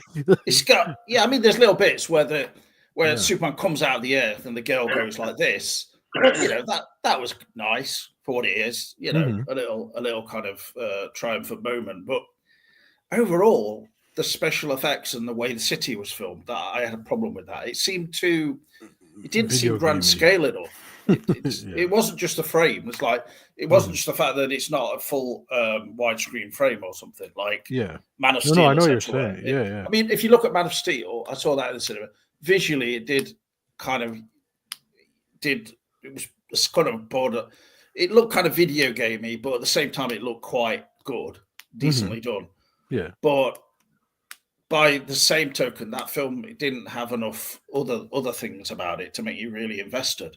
So, but I kind of like the actor they had for Superman in this. He seemed all right, but he's okay. But we didn't get enough Clark Kent. That's what everyone forgets. The relationship with Lois Lane didn't seem established, or like No, they were just immediately in love, and that's it. Yeah. He doesn't seem whiny to you. He does in the trailer. It's like he's putting on this like too high voice. So when he talks in Superman voice, he's like, "Yeah, okay. Can I record this? Yeah, that's fine. Yeah, okay." He goes, "Yeah." Mickey He's Mouse. putting on this ridiculous high voice, and he sounds like Mickey Mouse. she sets her her tape recorder down, and He sounds like Mickey Mouse. She goes like, "Is it okay to record this?" He goes, "Yeah, yeah." I don't know, James. Only you, man. That's too funny. Yeah. No, but then it alters into the Superman voice, and it's immediately deeper. But it's Hello, just, everybody. Yeah. but it's not that deep. It's not like Yeah. it's just average normal voice speed. But a man of his age and size wouldn't go, "Yeah, He's the man of yeah, that's steel. okay." Oh, come on. Man of fucking steel, bro. Yeah, but that's going overboard with the Clark Kent persona. And then I also did have an issue with Ma and Pa Kent. It was like some people, one person, and I'm going into like unpolitically correct. Like one person did say, Yeah. "Are they both supposed to be actually?" And they use the R word. Hmm. And it's not funny at all. I don't find that kind of thing funny. But they did seem a bit daft, didn't they? And a bit A little like bit. they were a bit older. Like it's like what? And they're just like, "Oh, come on down to the. What are you doing now, Dad? Hold on. I love you, boy. With my heart." I don't know. It just seemed too cartoonish to me. That was my main gripe with those sequences. It didn't have. You couldn't get invested in it properly. Like it just seemed too. Just silly for silliness sake. Like, the fact that Supergirl appears at the end and she's supposed to have been drinking and stuff. And she's just like, dude. Oh, yeah. And all That's that the next stuff. It's movie like that's calling coming out. people, Hers. like Superman calls people dude as well in it. And I just. Oh, wait. Supergirl Why? makes an appearance in the new Superman movie? Yeah, they make a joke because she went to a sun that allows her to get drunk because our sun doesn't, or it makes her not be able to. So she's like plastered. She's going to different planets. She's like hungover. The next one's going to be crazy. I don't like. So she's like an alcoholic. Well, I in don't this know. movie? The next films like in this sequence of films could be better than this one, maybe. Because the thing is with James Gunn, he's not consistent. Like if you look at, say, the Suicide Squad, like visually that was more impressive than Superman, I would argue. Yeah, but he does the same formula. He brings in a big monster. Yeah, he did have that aspect of it. And he always does something with the eye. There's definitely a similarity. Yeah, always. And going in, basically this Superman, it had an alt verse or whatever you would call it. I can't remember. Yeah, that was weird too. There was unexplained in between like space and reality, like a pocket. And the tone of the film is mostly like quite light, but then all of a sudden Lex Luthor comes into it, and I liked Nicholas Hoult as Lex Luthor. I thought he was good. I mean, he looks young and everything, but he's effective in the role. But and he's over the topness. He was quite good. But then there's a sequence where he just shoots one man dead in cold blood. Like, and it's just kind of like, what? Like, this seems a bit dark. Like all of a sudden, it's just kind of shoehorned in there. Like, and then it is shown in a newspaper story about, because I'm not going to give her What were we going to say? Well, I don't want to give the ending away and stuff. It's just because there's a reveal. Well, like he gets arrested, and then there's a reveal who Superman's been fighting this entire movie, which you kind of can guess if you've seen the comics. Spoilers. Well, James is forcing me. What are you doing? He's pulling me by that. Jesus. Right. Yeah, I know what you're referring to, but yeah, he gets your point. Yeah, we don't need to we don't need to shove out spoilers all the time, but I think a lot of the content of the film, none of it is very surprising, really. You can kind of already see it before it happens. Nothing in it really that kind of stands out that high. I just don't like how it starts with him. Everyone's seen it in the trailer, so that's not a spoiler. It starts with him getting his ass kicked. I don't like that with Superman. I like to see Superman be Superman. Like no one can fuck with him. I like that. He wasn't as masculine. I would agree to some extent, definitely. I don't mind him being like maybe here or there, but in the battle maybe something, but beaten up a bit to give him like something to come back from. But the problem with this Superman film is that he did seem to get that too much throughout the entire duration of the film. Way too much. Constantly just getting his ass kicked and Yeah. and recovering, and like kind of I just hope that they don't do what they did with Spider-Man, and we have to go through 12 reboots before we can finally see like an official Superman like narrative. Do you know what I mean? Like how many Spider-Man reboots were there? Hollywood might just end up AIing Well, Christopher Reeves back into it and just have there's been about Oh, there's been like 8 Spider-Man films in succession, really. Yeah, and it's always like, oh wait, in case you forgot, this is how he becomes Spider-Man. And it's like 8 fucking movies they gotta keep doing it with that. the Uncle Ben thing again. And it makes me so grouchy. It's like I don't understand why they have to keep doing that. And they retell it differently each time, where now it's evolved in something totally different than what it originally was. They forget the whole wrestling. Well, sometimes they forget the whole wrestling. Yeah, it just doesn't make sense. Yeah. Do they take audiences like that? Oh, do they think we're that stupid? Like, sometimes. But they don't want to repeat the same thing again and again, do they? Yeah, but they are. See, what he's bringing up is a good point. Everyone wants nowadays, it's called like the year 2 or year 3, which means everyone knows the origin. We're starting right into media res, like we're right into it now. So like the last Batman we saw, that was supposed to be year 1 or 2. So it's the assumption that he did the Joker already. So we already know about that. So now we're doing something else.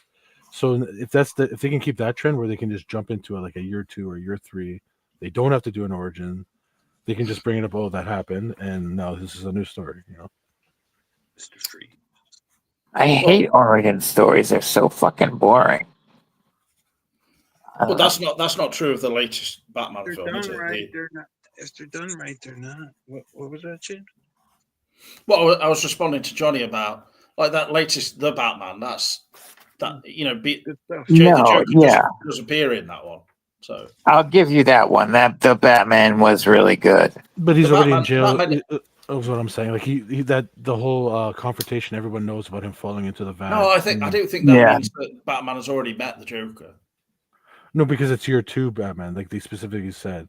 So this was the year that he dealt with the Riddler, and he had already dealt with Batman. Yeah. Well, I hope to see more of the Riddler. I hope he's not totally. Okay.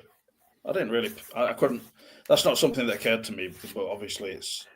Yeah, I just rewatched it with my brother. It's a way where they could try to skip like what John's been talking about, the whole origin and doing the same thing you've already seen. Joker falling into the vat. There is a longer scene, isn't there, with the Batman talking to the Joker? So yeah, they uploaded that deleted scene there to the YouTube. It's not too bad. I'm not sure if that establishes that he's met him before either, though, does it? It's left vague. So very vague, yeah. Yeah. I think in 2 years is the next sequel, if I'm not mistaken. But the Joker in that looks quite grotesque. Oh wait, another 2 years for another Batman sequel? Yeah. Yeah, bro. Jesus Christ, Mr. Freeze. Well, there's been a delay with it. That would be kind of cool. Bro. Mr. Freeze. Bring back Arnold. What killed the dinosaurs? The Ice Age. We're just so. Matt Reeves has been ill or something, and so the film's been delayed. So. But... Oh, can I quickly talk about the worst movie I've seen this year? The new Naked Gun movie. Really? I was curious about that. Now I'm a fan. I love it. Did you walk out after 10 minutes, or is that? That was for. Was it that movie? Because I ended up rewatching it with my brother because he's like, "Why was?" Yeah, that was that movie. I walked out. I went to see that originally, and I was just like, after the first 20 minutes, I was done. I left. Yeah. My brother the next day said, "Let's just finish it. Let's just download a torrent and just watch it." And he saw how bad it was, and you could see what I was talking about. Very third-rate jokes, stuff you've already seen before. Like the originals it's no comparison to the originals. Yeah, we talked about Weapons Phantom. It looked like a piece of garbage. Yeah. Wow. Well, it looked kind of okay, but it looked a bit like, for me, the jokes were a bit like just trying to be risque, but just came across a bit almost sickeningly perverted. I mean, having Liam Neeson wearing a schoolgirl's outfit and things like that, I don't think it was acceptable. That's where I'm just like, what? Showing his pants. I mean, it was just, I don't know. It kind of was funny, but it just seemed like But when you sit through the whole movie, cheesy parts are and one stupid. thing. Like, Yeah. you know, Yeah. like the worst kind of jokes. Like one of the best jokes that was in the ad or a clip from the film was him in a moving car and someone handing him a coffee through the window. That's the only thing I saw that made me laugh or amused me. Because that was a running joke. He kept getting coffee from just I don't know. But Liam Neeson, I mean, he's a good actor, so he probably delivers in that sense. But that won't make the film funny, will it? So it's just clearly, the material. Like, you know how that one funny moment he had in Ted? Like, everyone was expecting that would be the whole movie. But no, it's really not. Liam Neeson's in Ted. Well, he had that one funny like cameo moment in the grocery store or something. It's a pretty classic. Oh yeah, the cereal, right? Yeah. So if like that would be like that type of humor, that would have been great the whole movie. But that was a great scene. What did he do? He walked in with a box of cereal and he's like, he's so serious too, and like, yeah, it was so funny. He's decoding the thing on the back of the box, if I remember right. Like, what did he say exactly? He was like, what are these really fruit flavored or something like that? Oh man, I fucked it up, but it was really funny. What kind of cereal was it? It's gonna bother me now. I can't. It's right on the tip of your brain, but you can't get it. Yeah, it's memorable, but not that memorable where you know it. Yeah. It was really funny. But I like the Ted movies. I don't care what anybody says. I think they're great. They're okay. I like them. I think the first one was better than the second one. Yeah, I agree with you on that. Yeah. I would say so too. Who's the female lead in the first one? Mila Kunis. No, Amanda Seyfried is in the first one, isn't she? Really? Oh, Amanda Seyfried is in the second one. Yeah. Yeah, Mila Kunis is funnier. I have such a crush on her, man. She's gorgeous. She's so beautiful. John, you've told me this 1,000 times now. I can't help it. I need the world to know. And I've tried to find their exact location so you can. I'm going to go and visit her actually and try and set you up with her, but I need everyone to know my love for Mila Kunis. I've already been warned. Anyway, on a serious note though, Johnny has mentioned Survivor Type was that Stephen King film in the chat. Not film, book. A short story. Or not short story in another collection. Skeleton Crew or something like that, I imagine, is it? Who knows? But it's not been made into a film though, has it? Made into no. Or not even a TV episode. Yeah, nobody's attempted to do. They should do. Wait, what are we talking about? I'm sorry, I was. When we were talking about Castaway, and I brought up that Stephen King story. Oh, okay. Yeah, sorry. Survivor Type. That was a short story by him. Can you not see the chat at all, John? Oh, you're talking about The Long Walk? No, The Long Walk is actually a film coming out any time I soon. know. That's one of his best novellas when he was writing under Richard Bachman. Bachman, or however you pronounce the last name. That was such a great story.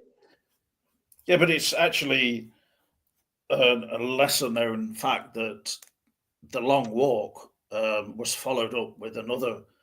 Is a story which many of his fans thought was terrible, but called The Long Wank. That's true. About someone who was wanking for 2 years. The long the long wank. Too long. Everyone's like, "Will you give it up? How long is it ago?" It's true. I remember that. We're at the dinner table. Goddamn it! It's about somebody who was on a desert island shipwrecked, and then they couldn't stop wanking, basically. having a wank. As soon as they saw some coconuts on a tree, they immediately became aroused. Immediately, the coconuts did it. The coconuts came down and They were just found like this skeleton with their hand, in that position. Terrible. stood on the wall. There's actually, this is a long time ago. I don't know if they still exist, but there's a tribe out there somewhere in La La Land where this is true, by the way. They call themselves the Potato Heads, and once they reach a certain age, they stick a hole in a potato, and then they stick their dick in the potatoes, and they walk around with Fuck potatoes outta hanging here. from their dicks. What? True story. Yeah. Delicious. Dude, wow. I wish I could remember where I saw it because I couldn't stop laughing when I saw You it. It have was so ascended, bad. young one. You have ascended. What's that? You have ascended, young one. Yes, now yeah. touch the- You have now Congratulations. touched tips with the potato. I mean, you just walk around with just all day long with like a potato hanging from your wang. Like, how could you? I don't know. I don't get it. It probably Eventually, you're gonna have to I take can't a see leak. how it would be even possible. I have a story about it in their past or something. Right? As soon as your penis became flaccid, the potato would come off it. So Well, the story sounds completely. And I've tried this anyway. you, I actually ended up with some potato inside my urethra, which was incredibly painful. So, That's awesome. what is this anyway? Is this a tribe you're talking about? yeah, wait a second. Wait, no. Let's go back to you now, James. You're saying Yeah. that you stuck a potato on your wang? I tried to, yeah, but it was not very easy to do, and You're it lying. really You worked. did not. I did. All right. Well, I mean, at least you I got got it. myself in the mood, put some candles on, and Come on. thought about sexy Put some things. candles. Yeah, I was thinking about Anna de Armas's nipples. Everything was going on. because you were reading the erotic nights of a potato. You know. Yes, that's more Yeah. like. That's more like. I do find potatoes sexy, and I'm not afraid to say so. But if I see chips, as we call them, or fries, as you You call just them in bathe in America, chips and I immediately start getting a bit sexy. yeah, chips are the thing. I want to eat them, but also No, James, man. I want to get one of those fries and insert it into my You're penis. ruining all my favorite food. Just stop. Come I on. know. Imagine if I Fries, saw a potato. burger Oh, or a hot dog. Bloody hell! the burger would be Yeah, but I more. don't. None of these things seem really like. If somebody puts their penis into a pie, I can understand that maybe more. There's still not enough traction, though, is there really? And also, if it's just come out of the oven, you're going to be like burning your dick. And what scares me is he's serious. I'm just talking about American Pie, the film. I mean, they popularized that idea, and frankly, it was you had just to try it it was out, just didn't you? it was lies. It was too much hype around that one scene. Yeah. I went into shops and I said, "Can I put my penis in your pie, please? Can I have a trial in the shop?" Oh my god! You can have a trial in the shop. Get out! Yeah. Get out! We're not having any more of this crap in here, please. A trial in the shop. Yeah. Only one penis per customer. Pies are cooked with loving, with love and tenderness, and I'm not over you getting it. How many restaurants are you banned from? And no, these are just shops where you can go. okay, just random. Do you know with the Naked Gun? Your Then pictures how were long? posted How long did you everywhere. actually stay in the Do theater? not allow this man in. I think there was some sound problem there. That was weird. I don't think we could hear you there, Ben. We couldn't hear you over all the potatoes. You guys got apps for everything over there. You got. He'll come back. That was weird. So, how long did you stay in the cinema for Naked Gun? The first 20 minutes, I couldn't handle it. It was just, I'm like, oh, what am I watching? What is this? Were you with your brother? No, this the next day when I rewatched with my brother. Oh, you went on your own. Okay. Mhm. Well, Yeah, just to kill a couple hours. And I'm just like, forget this. I'll just go walk around. Is it getting good reviews? You know, the thing is, it cost 40 million to make, and it just made its money back. So whether that will create a sequel, I don't know. But it pulled in enough for that type of comedy because they didn't really put too much into it. a film has to make probably about double its budget to. Yeah, you probably have to get a sequel, right? Yeah. At least. They spent $40 million on a Naked Gun movie.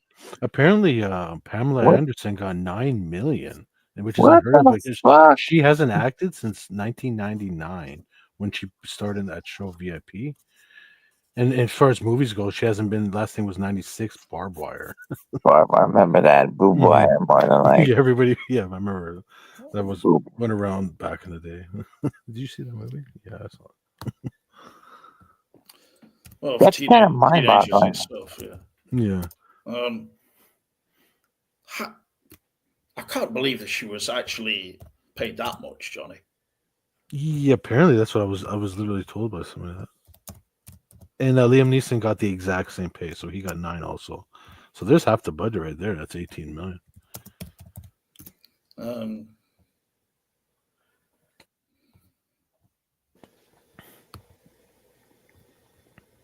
I think the silence is just shocked that they got paid that much to do that movie.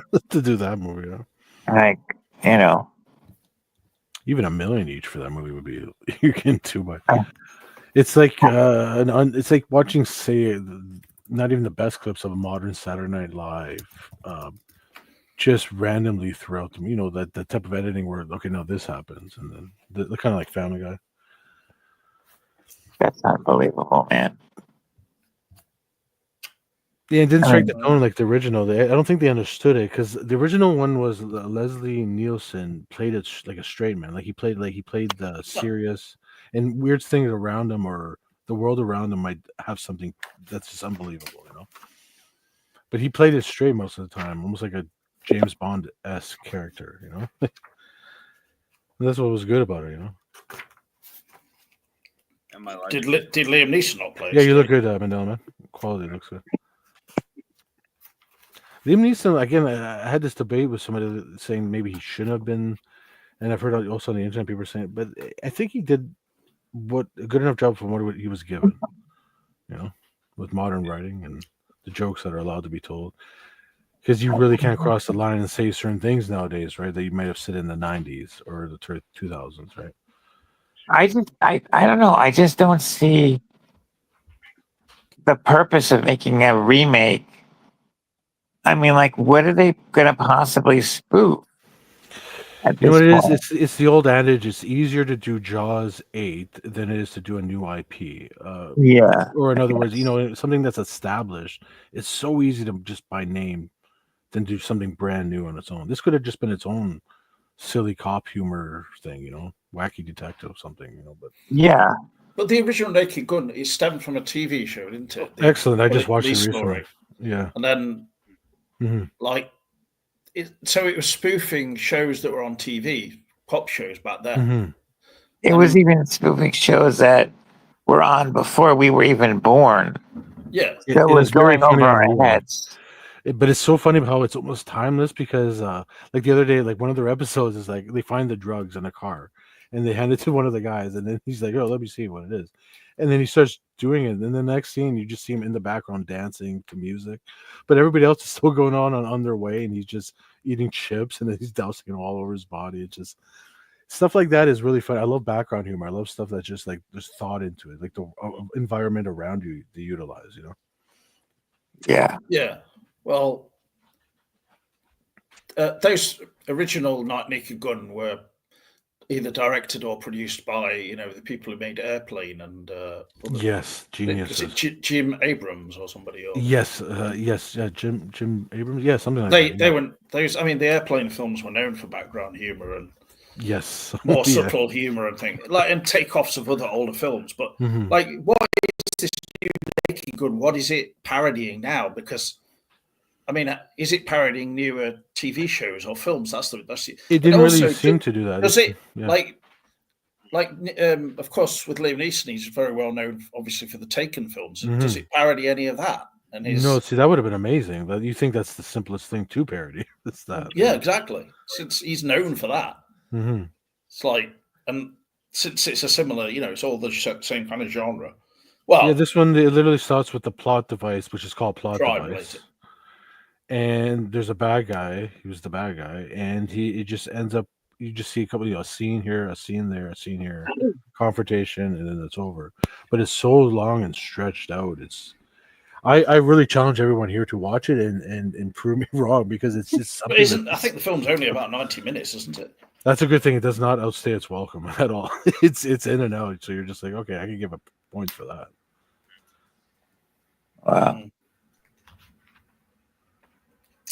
Just to get back to the chat, Phantom Cooper asks if we watched Weapons, but we did mention that earlier. And I thought it was okay, and I liked Julia Garner in it, but then I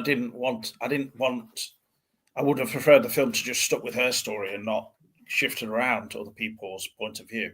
Like, the director said he's influenced by Magnolia, but I mean, I wouldn't put it anywhere near Magnolia in terms of quality. Yeah. I mean, she's good at the start of the film as a character and interesting, but suddenly just a lot of noises just started in the background. But I heard that. Yeah. Yeah. Anyway, stop now. But she's another one I could watch her in that. Yeah, exactly. She's good, but the thing is, I mean, whether she could have sustained the film, I don't know. I mean, she's a sort of a kind of ambivalent character. Like, you don't know whether you're supposed to sympathise with her or not. But basically, it shifts focus, and then there's also Josh Brolin in it and other people, and it shifts to the child and another couple of characters, the cop and things like this. But my main problem with it was when it brought in that very, eccentric dressed woman, and she had like lipstick halfway across her face and ridiculous sort of like 70s style makeup and hair and everything. But then when she took that all off as well, she was up to basically just witchery, like binding some twigs with cloth and then dripping blood on it. And that is supposed to be causing everything that happens, all of these children disappearing and stuff, without revealing any more. Like, I don't, for me, bringing in that supernatural aspect to it in that way, at least, and being so explicit with it, like, this is all that's needed to create this. Yeah. Okay. Yeah. Or are we supposed to think that that's basically a what's the word for it? Like a red herring or something. I mean, clearly you're supposed to believe in it, right? And then also, like, there's the mum and dad sat at the table, and they're kind of in a zombie-like catatonic state, and then they just suddenly start stabbing themselves in the face with a fork, both of them. Yeah, like like this. Mm-hmm. That, for me, I'm just like, I've seen this before somewhere, and it's not scary. It's predictable, and it's just gore for gore's sake. Yes, yeah. In the cinema I was in, there were some people like laughing at certain moments as well. I mean, there are a few funny moments in it, but there's one part where Josh Brolin is having kind of slightly weird dreams, and they're not like weird on the level of Lynchian or anything, and he just wakes up and says, "What the hell?" or something, doesn't he? Or what the fuck? No, what the fuck? And someone in the cinema was laughing a bit. But anyway, I just felt a bit let down by the film. It a lot of hype promised more than what it was. So, I mean, I thought the end sequence where the children all were running and smashing through windows and stuff, I quite liked that little bit, but it was like much too late and not enough, really. So, I agree.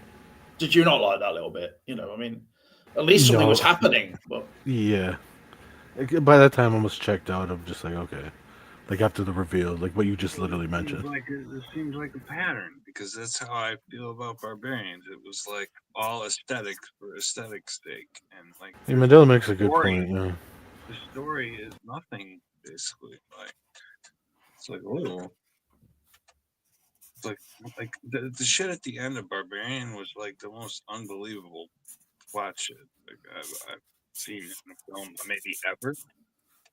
That shit. The homeless thing, like that was just like what? I can't remember the ending. What? Not exactly. Yeah, I know it's been a while. I'm trying to think too.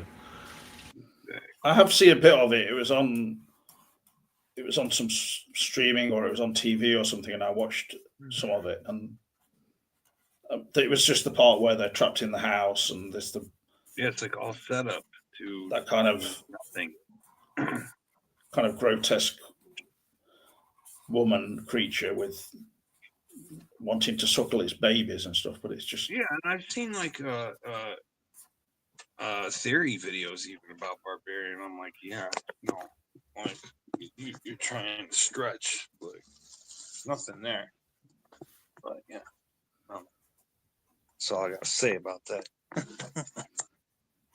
well, it's kind of like it similar to Weapons as well. It's like it's as if somebody just picked up a VHS tape of an old DVD of some 80s movie that was a very low budget thing that involved witchcraft or something in it, and certain elements that they found in this old horror film, and then they've just made it into this bigger budget effort, but not given it much of a substance.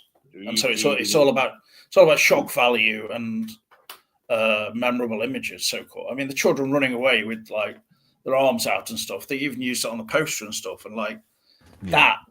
When you've seen it already in the adverts and everything, and then it's shown again in the start of the film, and it's just like, okay, we've seen it all before already. You've showed this already to us in the preview. So that's the thing I hate about modern trailers or previews. They show too much, and plot points they show specifically. It's like they showed like basically so much from the first half an hour of Weapons. So it's like you'd seen the whole of the film already. Yeah.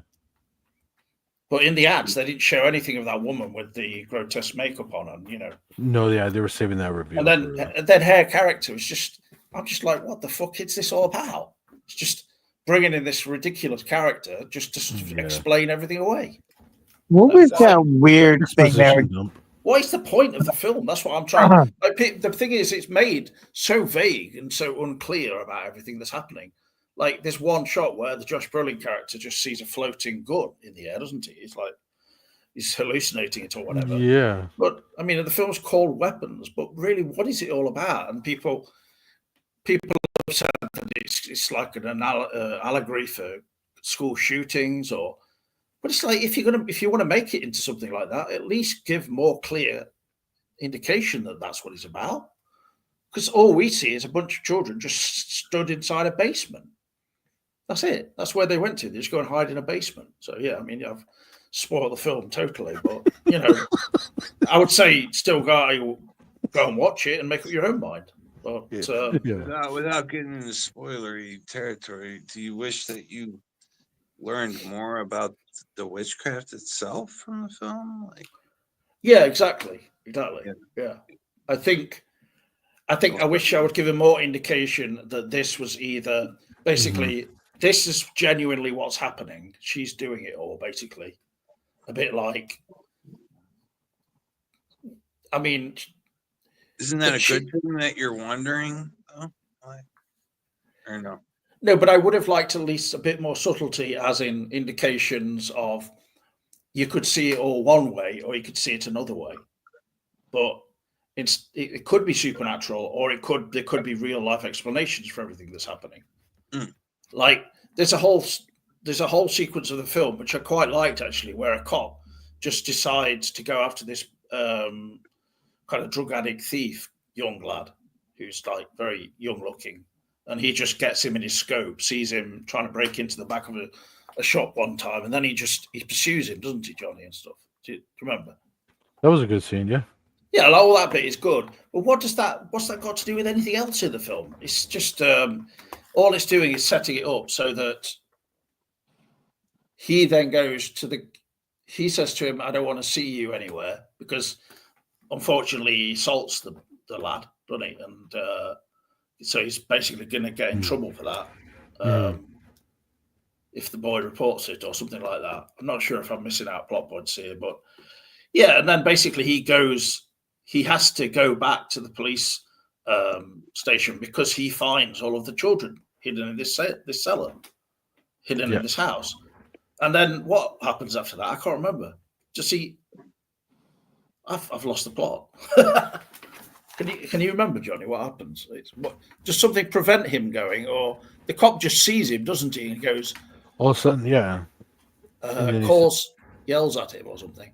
Mm. Does that make him run away? Yeah, basically. So therefore, that is not revealed at that point. Not until later, right? Yeah. Josh Brolin is the character who finds out about the children there, doesn't he? Yeah. Somehow. And who tells him, who tips him off? I can't remember. The child. The boy, doesn't he? Or I think so, yeah. I mean, the thing is, the plot is so... It's kind of forgettable. Yeah, it's just like, so what? You just don't really care. That's the thing, yeah. Well, yeah. I mean, I would have liked it to have had some depth to it. Like I'm saying, like you could see it. Yes, it's got a supernatural explanation, but also there's a realistic explanation, as in somebody kidnapped all these children and took them there. You know what I mean? Yeah, that duality. They didn't all just fly out of their house at no 2:17 or whatever it is, and unless they did. No, but I'm saying it could be both. That's what I mean. It could be both. You see, it could have both explanations within the same film. So then you would have people maybe debating the film a bit more. And I don't know. I think that like you're bringing up, Mr. Mandela, Ben. I mean, you know, these films are debated on YouTube videos, but I don't know to what extent, because I'm not sure if there's enough there in the film to really make particularly in-depth videos about. I mean, someone could make a 10-minute video about it or something, but like I don't know if they'll be doing it in 5 years' time or beyond that. Like, is Weapons really that? Has it got enough substance to make it be to make it kind of inspire people in that way? See, like Jordan Peele makes movies like that, but I feel like they have enough. There's enough there. Well, that's what I felt. It felt like it was trying to imitate Jordan Peele, but right. I would include that as far as like I liked Us and I liked Get Out. Yeah, me too. What was the other one called though? I was not so keen on that one. Was it Up or something, or Look Up or something like that, or yeah, but Us, Get Out. Something with, wasn't it Up because that was the whole theme? They kept looking up or something. I swear, I don't know. Isn't Us the one with the the black family and that's Us, isn't it? Oh wait, it's not Up. Okay, so what am I saying? Jordan Peele. Us, Get Out. Oh, Nope. I think it was called Nope. Yeah. Yeah, Us was the second one, and Nope. Yeah, I'm not so keen on Nope. Really, it's. I kind of like the alien aspect, or that whole sci-fi. There's a sound effect for your board. Yeah. Just try and not smash everything so it's so loud that nobody else can talk.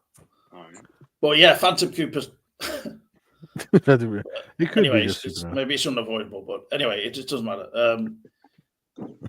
In response to Phantom Cooper saying, "Why can't it just be supernatural?" I'm not saying it can't be, but maybe if they'd elaborated on it and made it a bit more convincing as a supernatural tale, like the lady in it, she didn't scare me at all. Her chasing after the little boy and him barricading himself in his room and stuff. Isn't that supposed to be scary? I mean, what is it else? What is it, a comedy then? So if the film doesn't scare me, what is it? True. It's not a horror That's film. True. Yeah. Did the original Blair Witch have enough for you?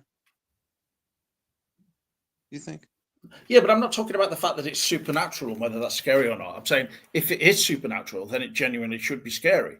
Yeah, like the Blair Witch. When I first saw that, I was scared by it at times. Yeah, There you go. that's how Supernatural was done in an effective manner. Them finding, the twigs, or like you're saying, yeah, exactly. That is a good point to make of comparison, because that's relating to like Wiccan stuff. They Tying told up you bits of that twigs, and because they told you a backstory about the witch in the first half hour of the film.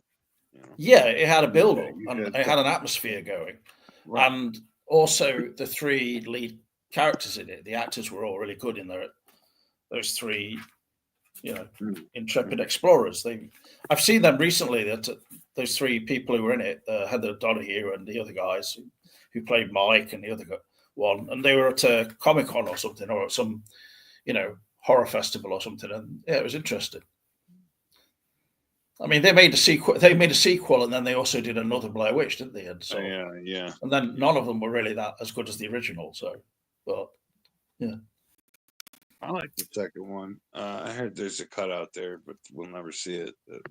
Even the second one had more to yeah. it. Book of Shadows is I like it.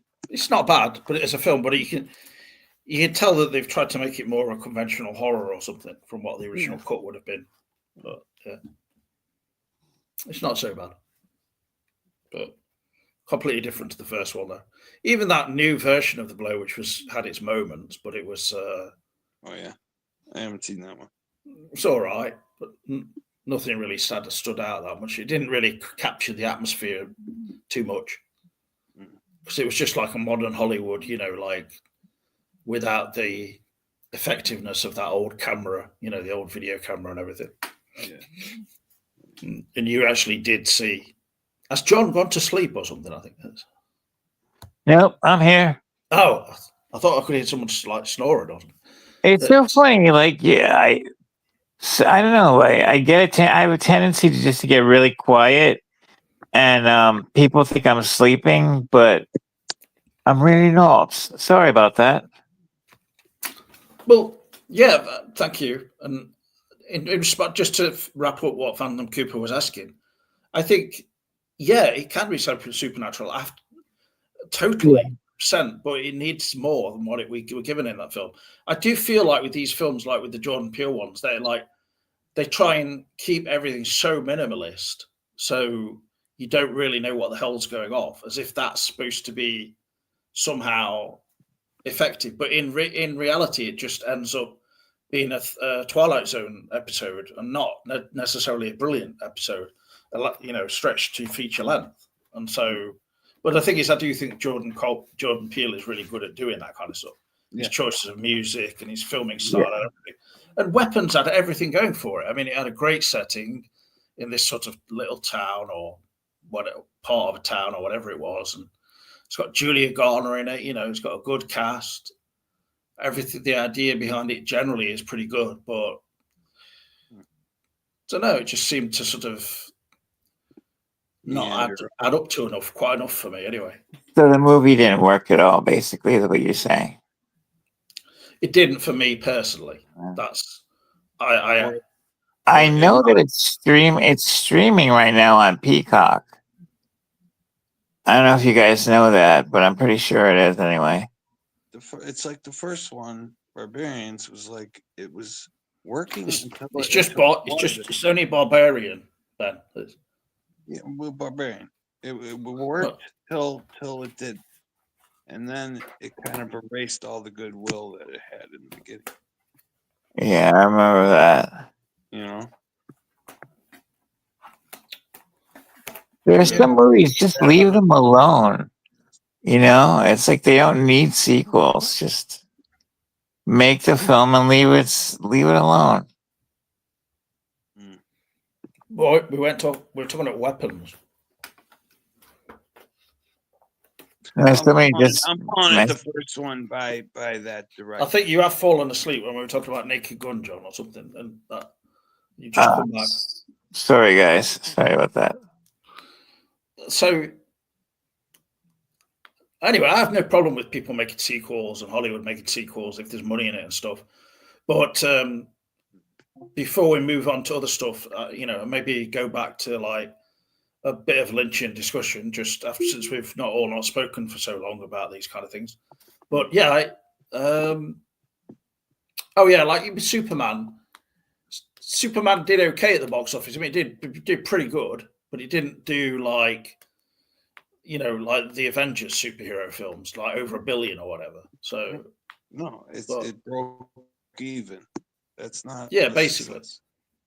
It's not a massive success, but they claimed it was a success. But I don't know whether that's them just. Weird. I think they wanted it to be a bit more successful than it was, but ideally. But Yeah. I don't know. With the film that they delivered, I'm not really sure how they could expect that either. So I think they were just hedging their bets and trying to be positive about it. Yeah. Yeah. I wonder about their decision making. It's crazy. Yeah, I don't. As far as anything relating to Lynch, Twin Peaks, and Lynch films and all that kind of stuff that we've spoken about in the past for so much, obviously. I mean, the news about David Lynch passing away in January, wasn't it? That was a definite point where, for me, I found it like a surprise and upsetting, I suppose, in different ways. And when we saw that news clip or whatever it was, where he was like, "Hey, I'll direct from my house." Yeah. I feel like that what he was saying, like, I better make something right now, or I ain't gonna make nothing. Yeah. Perhaps. Yeah. I'm surprised that Hollywood didn't. I don't know. Somebody didn't light a fire under somebody's ass. But it's weird that, like, when season 3 ended, you would think like Showtime would have just, no matter how long it takes you, here's, when you're ready, come to us or whatever. I feel like they really dropped the ball. What's going on with that unrecorded night, James? I've heard nothing about anything about being able to read it. Well, in interviews with Jennifer Lynch, she did say her dad said that he didn't think he'd see another Christmas to her, but we don't know how late he said that to her. That could have been like, well, that could have been this previous Christmas. So at that point, maybe his health was just got worse. And so, I mean, just to mention again about his passing and everything that was going on at the same time, like the wildfires in LA and stuff. It just added this surreal aspect to the whole thing, didn't it? To me, it's like, is this real? I couldn't believe it. And then one night, I just was looking at my TV and it said "Remembering David Lynch" somehow on some news service or something. I can't remember what it was that popped up, and I was just like, "No way, no!" And it was during a particularly bad time for me, like when my mum was ill, and she got pneumonia and had to be in hospital for a bit, and so I was just like, no, I can't believe this. It all seemed so painful, really. But I think it's with Lynch. You see, with me, I'd always held him up as sort of this really kind of inspiring figure, I suppose. And well, he was your idol. In many ways, he was as a filmmaker. Predominantly, he just kind of impressed me no end, I suppose. Yeah, and nothing wrong with that. No, and it's just the truth. And so, with his music and everything, musical choices had such a big effect on me, and things that I liked. The Julie Cruz albums, and soundtracks for his films, etc. But in terms of his films, and as well, like Jennifer Lynch said that Unrecorded Night is like the best thing he'd ever worked on in terms of something he's produced. So you're telling us that, but we haven't read it. So she said that after he's died. So, but yeah, I think there's the idea that it could be published. So I'd love to know where the man's mind was going next and what that was going to be. You know. Mm. Are there any unpublished scripts that he has that someone could carry on his vision? Yeah. This is what we're talking about. That's what we're saying. No, sorry, Unrecorded just kidding. Nights. I was just grabbing some water. Sorry. Yeah, Unrecorded Night has 13 Oh. scripts. They Oh, were copyrighted and everything. So okay. basically, they must have been ready to go if that's how it works. I'm wondering Well- now if he even titled it that, as then he knew that he wasn't going to record it. I mean, how weird that it's called Unrecorded Night. You know, when you really think about it. Yeah, I think there's an element of like some degree of autobiography in anything that he may have produced over the years. But it's definitely a really weird title that you just wonder, what does this mean? Right. And I think it's a great title, really. But whether it would have been a working title for a film or a TV show, or whatever, then I don't know. You know, I mean, there was it's supposed to be the end of a quadrilogy, right? Like his Hollywood, as they said, it was continuing that Hollywood trilogy. So how would that be? apparently, I think so. It's it's kind of boggling me.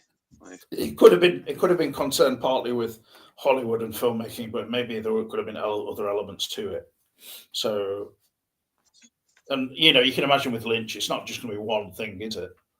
So, No, I expect there to be a statement in there somewhere. There has to be. especially after making the Twin Peaks, right. 2017, which was so many things sort of like wrapped up into one, wasn't it? It was just, which was the great aspect about it, even though I think it admittedly frustrated some viewers because they wanted it to be more like the original show, But certainly, I enjoyed The Return for its style and for freaking me out a bit. That's what I enjoyed about it. I mean, it was certainly unexpected as a whole. So, Do you think it was made, do you think it was made to continue or not? Or no, this is probably it. well, they said Lynch and Frost have said that they had some possible idea of where it would go after that. I mean, with Lynch specifically, he said it would be the Carrie Page story is calling him or something like that. He said, I think. Yeah. Okay. Would you like to see Mark? Not sure about Frost. Continuation of that. What if someone said to me, if I had a vote, to say make it or not make it, I would absolutely say 100% make it. Do whatever you want to do, as it's a tribute to Lynch and everything that was great about him. If the fans turn around and go, no, we can't have this. It's not got Lynch, nothing about Lynch to it. It's just Frost doing his own thing.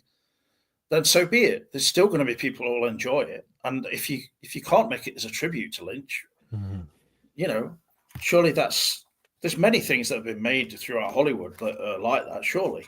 But I do understand that you don't want to tread on someone else's footprints in a way, or tread on their kind of films and stuff. But the thing is, with The Return, it was so 100% Lynch, basically. I mean, yeah, Frost definitely wrote it with him and everything, but it was directed entirely by Lynch.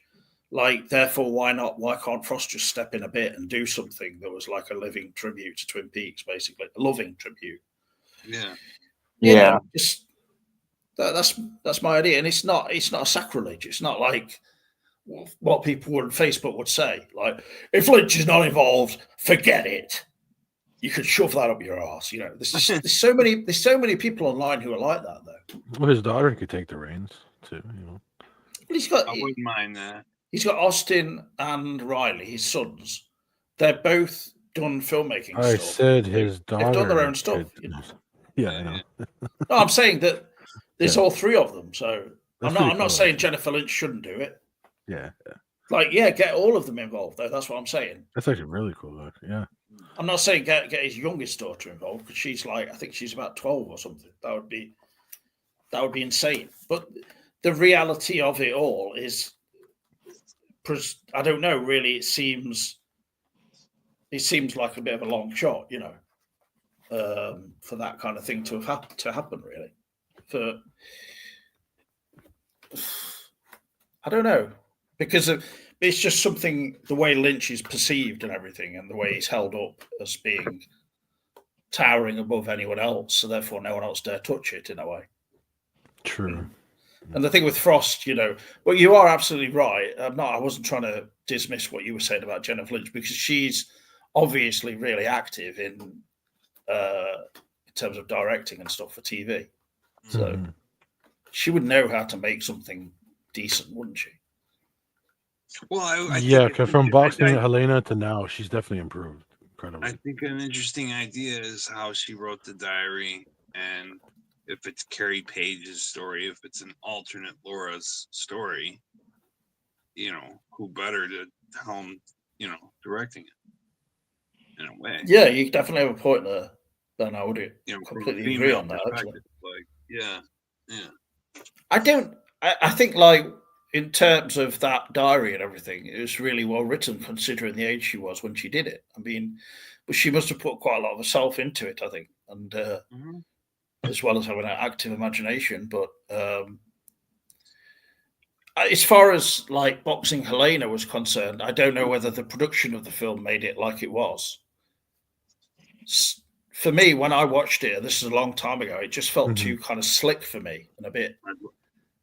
To see that version that Cameron has. Maybe I don't it's know talking about to that. him. Maybe it makes it make sense with the voiceover, but I don't know. I don't know if Cameron actually has that version, does he? Yeah, he has a version that it's like a laser disc where Jeremy, what's his name, talks over it, what's going on. You mean the star of it? Davies? Jeremy Davies? Or am I getting that name wrong? That's somebody else. Yeah,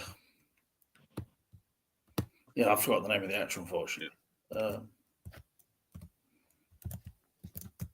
He was in The Watchmen that I was talking about earlier. Julian Sands, yeah. Julian Sands. That's right. I'm sorry. Thinking of getting those. What did he have to do with Lynch? He was in Boxing Elena. Shit, that's right. Okay. Jennifer Lynch's films, but how many? Do you guys know anything about Jennifer's library of films? Has she made a lot of movies? Yeah, I've watched them. They're pretty good.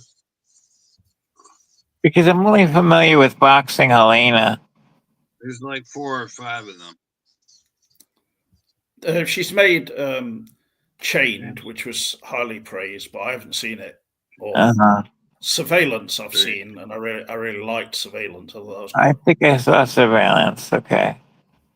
So it's a bit of a gnarly thriller, but definitely it's kind of a bit of a tribute to her dad in some ways, isn't it? And then she's gone into TV directing after that. So, I mean, she directed some of the episodes of the Dharma series, and American Horror Story, and other things. So yeah. She had a movie. She had a movie about a guy like the reptilians, like the David Icke thing. But I guess the cut got messed up. Forget what that's called, James. It's something to do with snakes, like Slytherin. Oh, that film called Hiss that she made. Yeah. Hiss. There we go. Yeah. She disowned that film.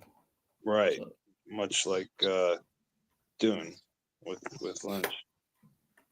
Yeah, I think a lot of it was filmed in India. Like she had some kind of deal with almost like Bollywood company or something. Right.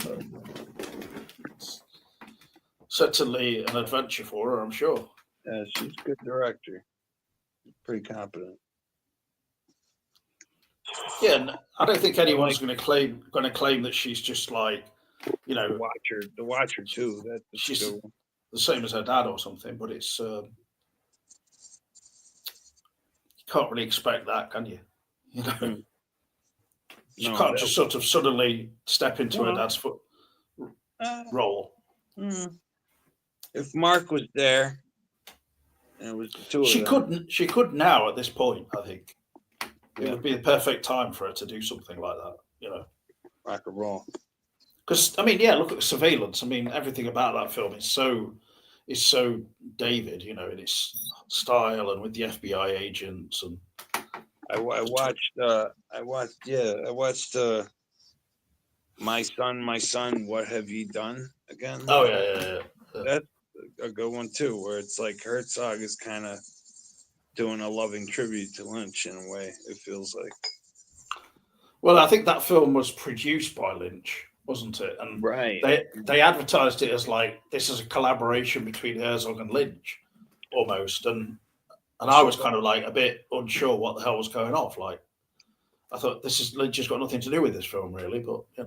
Well, watching it again, I noticed there's a little bit of the evolution of the arm kind of imagery in it that I didn't notice the first time I watched it. You know, like with the tree and the. Is there? Yeah. Isn't there a dwarf in it as well? Pretty interesting. I believe so. Yeah. And there are points where they're in a kind of what looks like a woodsy kind of area, and then they just start breaking out into song, don't they, or something? Right. Yeah, they're part of a troupe that's studying, theater.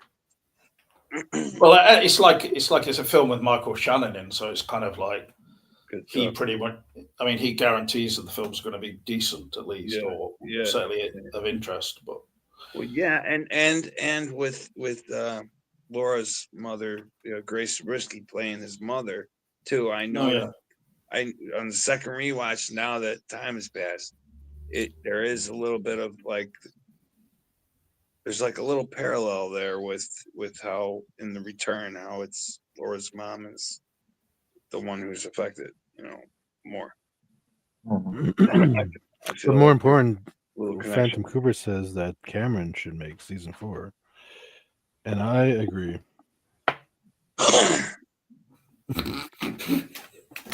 Johnny, please, on Earth now. What you? Come on now, stop it. Well, if we're calling The Return season 25, then I would agree. But I think that's a little bit of a tall order for Cameron to take on. Frankly,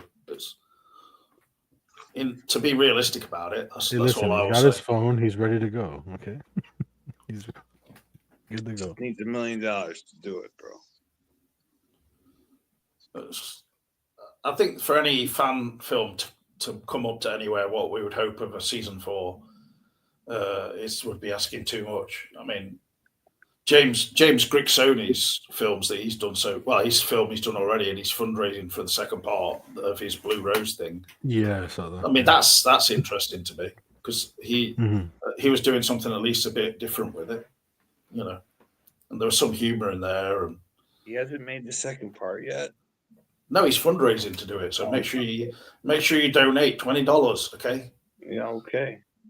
I mean, I was thinking of donating at some point, but I don't really want to be going down that road again of just giving people a bunch of money and then then what I did with Cameron, where I asked for it back and then donated it back again. We're just trading money with each other. Yeah. Yeah, I mean, that's ridiculous, but I've come this.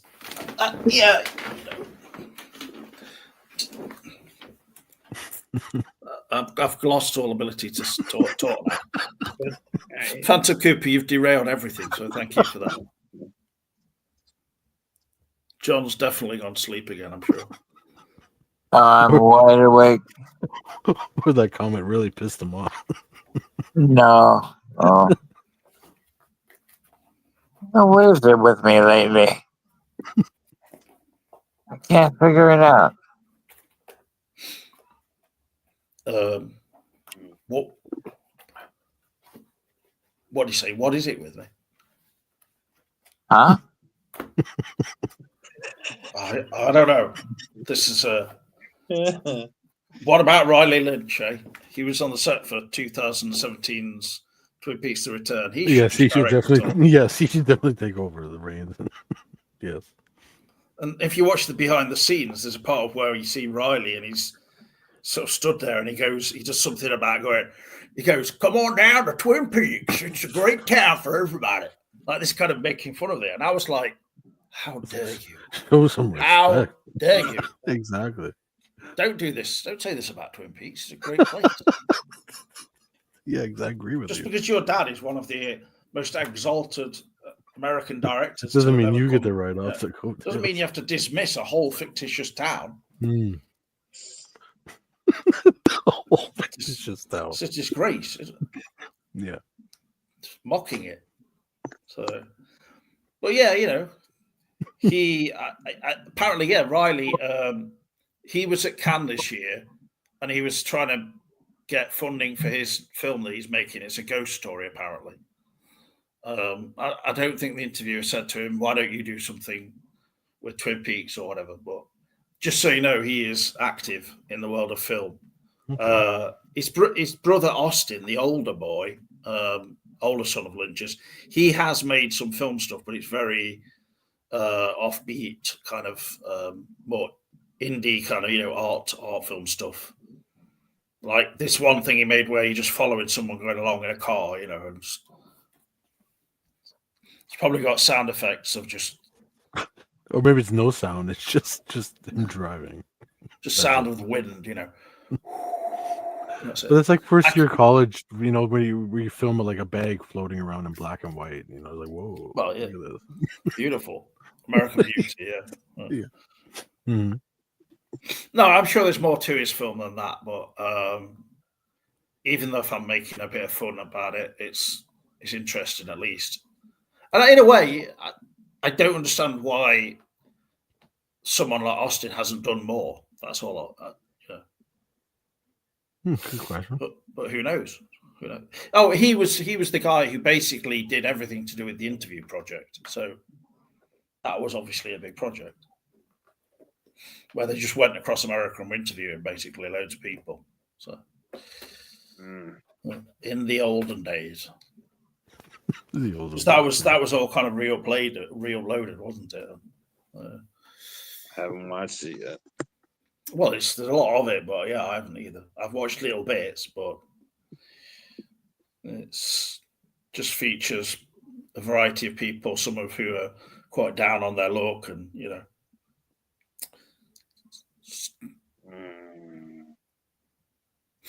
Yeah, I'm pretty fiending for that on recorded night. Yeah, it's pretty all-encompassing, kind of nagging in the back of my mind. What do you say? You're fiending for it? Yeah, when you gonna get it? When's it coming?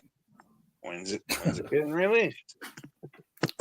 Like, shut the fuck up, back of my mind. Sure. I think. I wonder though if they publish it, does that mean that no one will ever adapt it? I suppose Everyone can make it then. Maybe it could become like its own art play that travels the country. I think it would. I think it would have an influence on people for sure. That would be kind of a neat idea. Is to get like a group of people to make their own versions of it. That's what I'm saying. Yeah. And I'm stealing your idea. Sorry. That's all right.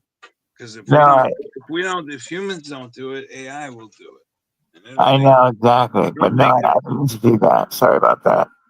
Well, steal your idea there, because that would be a really interesting idea.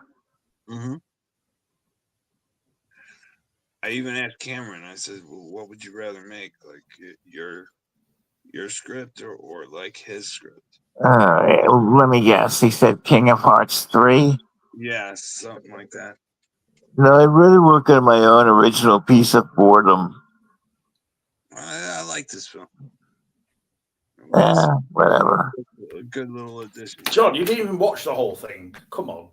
Hey, I'm allowed to make nice, naughty comments. No, Well, if you say I'm kidding. Or am I? I don't know. Nah, I'm just joking around. I don't care. I haven't seen this film. It's pretty good, bro. That's actually All really 4 good. hours of it? Huh? Is it 4 hours long? Yeah, it's 4 hours long, bro. So you got Inland Empire and you got homework, bro. I'm just getting some water. You got 2 4-hour homeworks. So you mean it's 8 hours long? No, but if you watch that and the long Inland Empire, you got 8 hours of homework for the show. All this Lynch stuff I gotta go through, man. There you go, man. There you go. You ever see Hotel Room? Yeah. That's a good one. I like that. Wow. I smell cilantro for some reason. What's that? Did you say cilantro? Yeah, cilantro. I smelled cilantro there for a second. I don't Oh know my why. God. I'm not having a stroke. Nah. Where's Johnny? Did Johnny fell asleep, right? No, I'm still here. I'm just changing my Right picture. here, Johnny. So Johnny, have you seen The Sandman season 2? No, I just saw the first season. Would you recommend the Oh. second season? Yo, it's awesome. I recommend it. I highly recommend it. They're bringing the Okay. book to life like nobody else. How about Dexter? Oh, well. Huh? Yeah, that's Are cool. you, Yeah, I'll definitely check that are out. you are you into Dexter? Isn't it like on season like 20 now or something? It's been up forever, I swear. Yeah, there's a new season. I watched the first 3 episodes. Pretty good. If you like Okay. Dexter, yeah, it picked up. Yeah, I remember watching the first couple seasons. Good, bro. It's good. What, you gave up after the fucking Trinity killer? Yeah, I literally did. Come Yeah. on, man. Come on. Good stuff. But yeah, I've been wanting to look into a new show. Like I said, I haven't been. They did the prequel series with fucking Christian Slater. It's dope, bro. Oh shit! Yeah, Christmas Yeah, Theater's good. good. Okay, I'll check Good, that out. bro. Yeah, I need some new content to watch, so It's pretty good, bro. I'll definitely check that out. It's all good. It's hard for me lately to get into stuff. Oh, I know how you feel. I Do you feel know the what I same way. mean? Yeah. It's really, really hard. I don't understand it. Because I used to like be able to get into TV show, like that, and I'd really get into it, and I'd be obsessed with it. But now it's like some kind of a project or something. Yeah. I Yeah. don't get I it. think there's an extra effort having to be put in where it was never like that before. Yeah, I mean, and what does it do? It just requires me to lay on my ass and watch television. How difficult is that? Right. Yeah. Right. I mean, it's Got fucking all the time in the ridiculous. world. Exactly, and I don't have any excuses. That's why I'm really like cautious whenever. That's why I was asking about White Lotus. Maybe before I'm gonna dive into a show, I like to Good, bro. hear a few opinions. So I respect like you guys. Like, so I ask you. It's not fucking epic, bro, like the shows we like, but it's a good show. Mhm. It's good acting. You know, it's not like an epic story. You know? Is it like kind of like an anthology? Is each episode kind of No, different? It's yeah, like contained-ish? every year is self-contained. Basically. Okay. Yeah, Yeah, I'll definitely look into it. it's okay. You know, I'm not saying it's the best. You know, one of the best shows ever. I mean, Sandman's way better. You know, Is but that a Doctor Who thing behind you, James, or is that just a phone booth on your? That's pretty cool. I like that. That's it's just a kind of mini phone booth, yeah, Really cool. I like that. or phone box as we would call them here. Mm-hmm. No, it's not specifically a Doctor Who one. That's a police box or something they were called. Police phone boxes. In the village where I live, there's there is an old phone box, but it's used as a book store. Well, I remember you telling me that. Have you grabbed any new books lately, or dropped any off, or? no, I haven't. I mean, I look at it sometimes, though. Yeah. Cool, really cool. I think It's James a would really make good a better. idea. I I like think that, James yeah. would make a better Doctor Who than these last two. Well, that new actor, I think he's calling it quits now. That black actor. Fucking right. But I Oh, don't well, know he who's. already has for sure. Yeah. Yeah, I don't Judy, know who's man, filling Judy in. I don't know. blows. He fucking I did blows. see that last season. That was the last episode of that last season was something to watch and behold. Mm. Is Yeah, but that you saw him regenerate into Billy Piper, didn't he? Oh, Oh, does he? did No, I he? missed that Mm. because yeah, I saw the last episode of the last season, That's okay. and then I heard the rumors that he didn't want to be in it anymore. But yeah, I must have missed something. Then. Okay. I might watch Billy Piper. Shit. Hey, Will Graham. Well, yeah. I mean, I didn't. She play a character called Rose in it or something? Yeah, she's But right.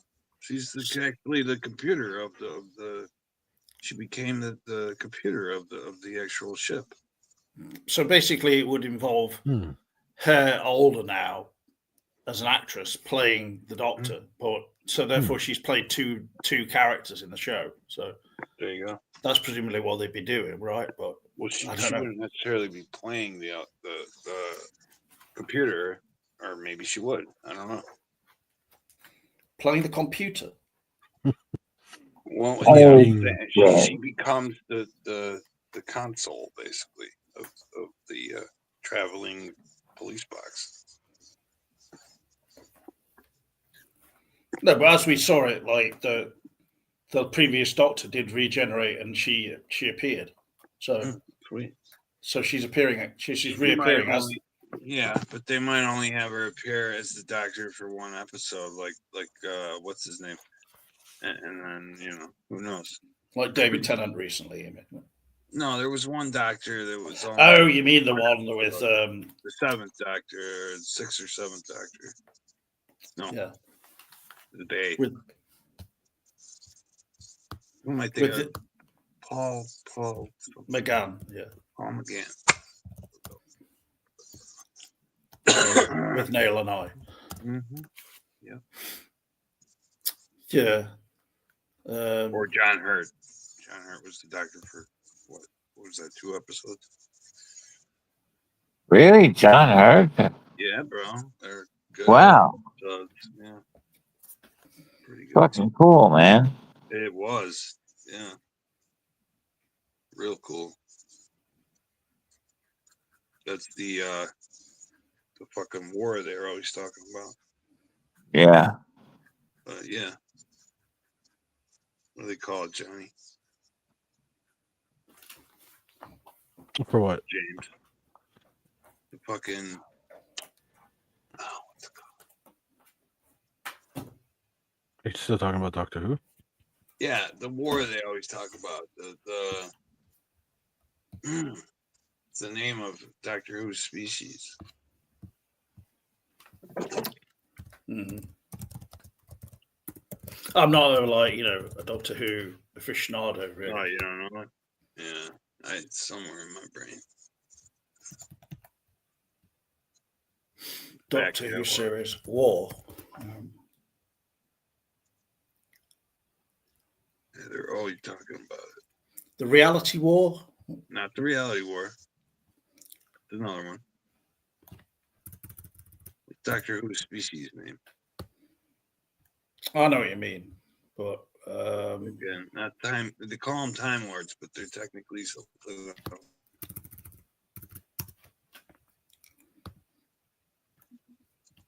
well, if I read the Doctor Who Wikipedia, well, The Whovipedia.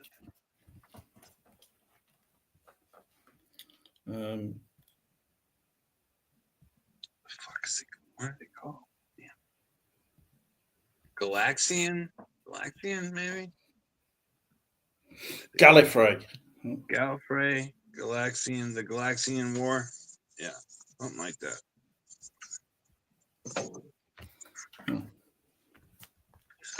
It's driving me nuts. I don't get my fucking phone. Well, anyway, Will Graham mentions in the chat enjoying the new Dexter series. Says it's knowingly ridiculous. The final episode was leaked by Russia a week early. So,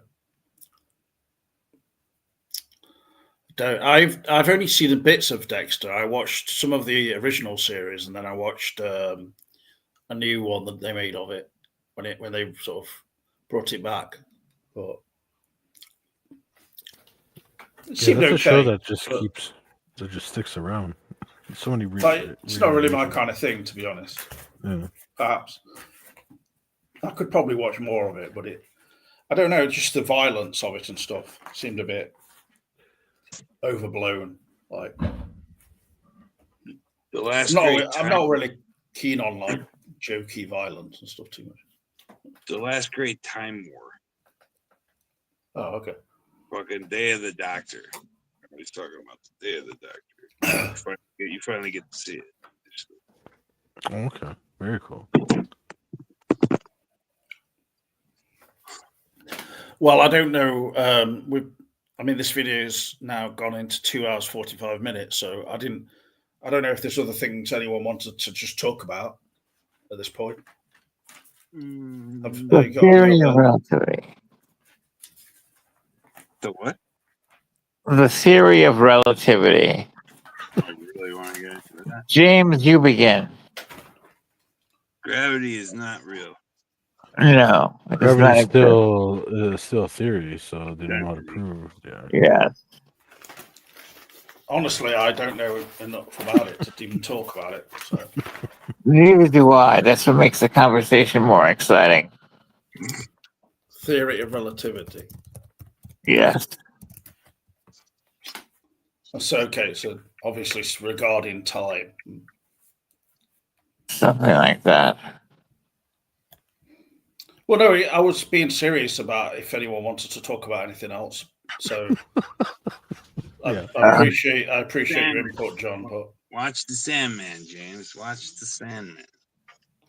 Well, that's not even a new series. I did watch some of it, and I was not that bothered about it. The Lord of Dreams calls to you. I always have a problem with things that are just have got so much fantasy element to them. You know, so many Doctor Who. So it's gods and goddesses, like incarnate in the show. Oh, you see blood and guts? All our subconscious and unconscious desires in the show. John, your sound's not working properly. We can't hear what you're saying. Hello? No, that's good. Can you hear me? My voice Bloody hell. is echoing through the chamber of life. All right, come on, leave it now. Chamber of Will life. Graham, you Okay. nailed it. Exactly. What's the matter, James? I don't know. That was really creepy, man. Isn't the author of Sandman a sex pervert? That was you talking. Yeah, that's what makes it great. That's what makes it awesome. Wait. You gotta clear that. What you just said. So he said, or isn't the author of Sandman a sex? And you said yes. That's what makes it. You really have to clear. Very unabashed in this new season. It's fucking great. Oh, there was a new season of it, was there? Mm-hmm. Good stuff. You might want to rewatch the old season even before you watch it. As far as the pervert, they're talking about Neil Gaiman. Neil Gaiman. Yeah. The fucking Sandman himself. Sandman like him. If the Sandman's a sex pervert, that just makes one to sleep so much more scarier. Yep. For sure. The first Didn't he season force his maid to do? The first season had that actor Oh my from Hedwig and the Angry Inch. Like it's very unabashedly sex pervertish, for sure. Get to it. That's what I mean about subconscious and unconscious. The stuff we shove down and don't want to face in themselves. That's the Sandman, I would say.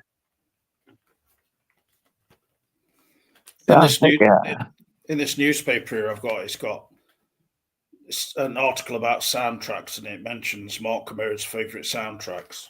One of it, which is Twin Peaks Fire Walk With Me, though. Others are Blade Runner, Never Let Me Go with Keira Knightley and Carey Mulligan and Andrew Garfield, Under the Skin with Scarlett Johansson, Oh, that's a fucking eighth Grade, and Drive My Car. But Under the Skin was a masterpiece, bro. I was going to say something then, but I completely forgot what it was now. But, Johnny, that girl, she wasn't running away. What girl? That girl, bro. She was like, it's like way after the fact. Like, oh yeah, I was a prisoner. Oh, like no, dude, you could have left any time. What are you talking about? The sex perverted. The what? Gaiman's issue. Oh, gay man's issue. Neil Gaiman. He doesn't sound like he's gay if he was doing something with his maid. I didn't say he was. I was just merely pronouncing his name. No, you called him Gay Gaiman. So. No, Neil Gaiman. Neil Gaiman. Oh, I thought you said Gay Gaiman. Sorry. No, Neil Gaiman. Gay Gaiman was his initial name, but he chose to change it to Neil because it sounded less gay, basically. So less like a poopta. I heard that. Johnny told me that in private one time. I said no such thing.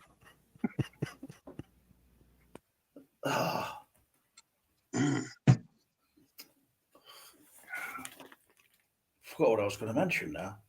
From the soundtrack business and stuff. Oh, anyway, maybe I'll come back to me at one point. But I have actually got a ticket for the Sunday part of the UK Twin Peaks Festival in London in a month's time. So, awesome! Cool. So I'll video some bits of that. You're gonna take us along? Wait.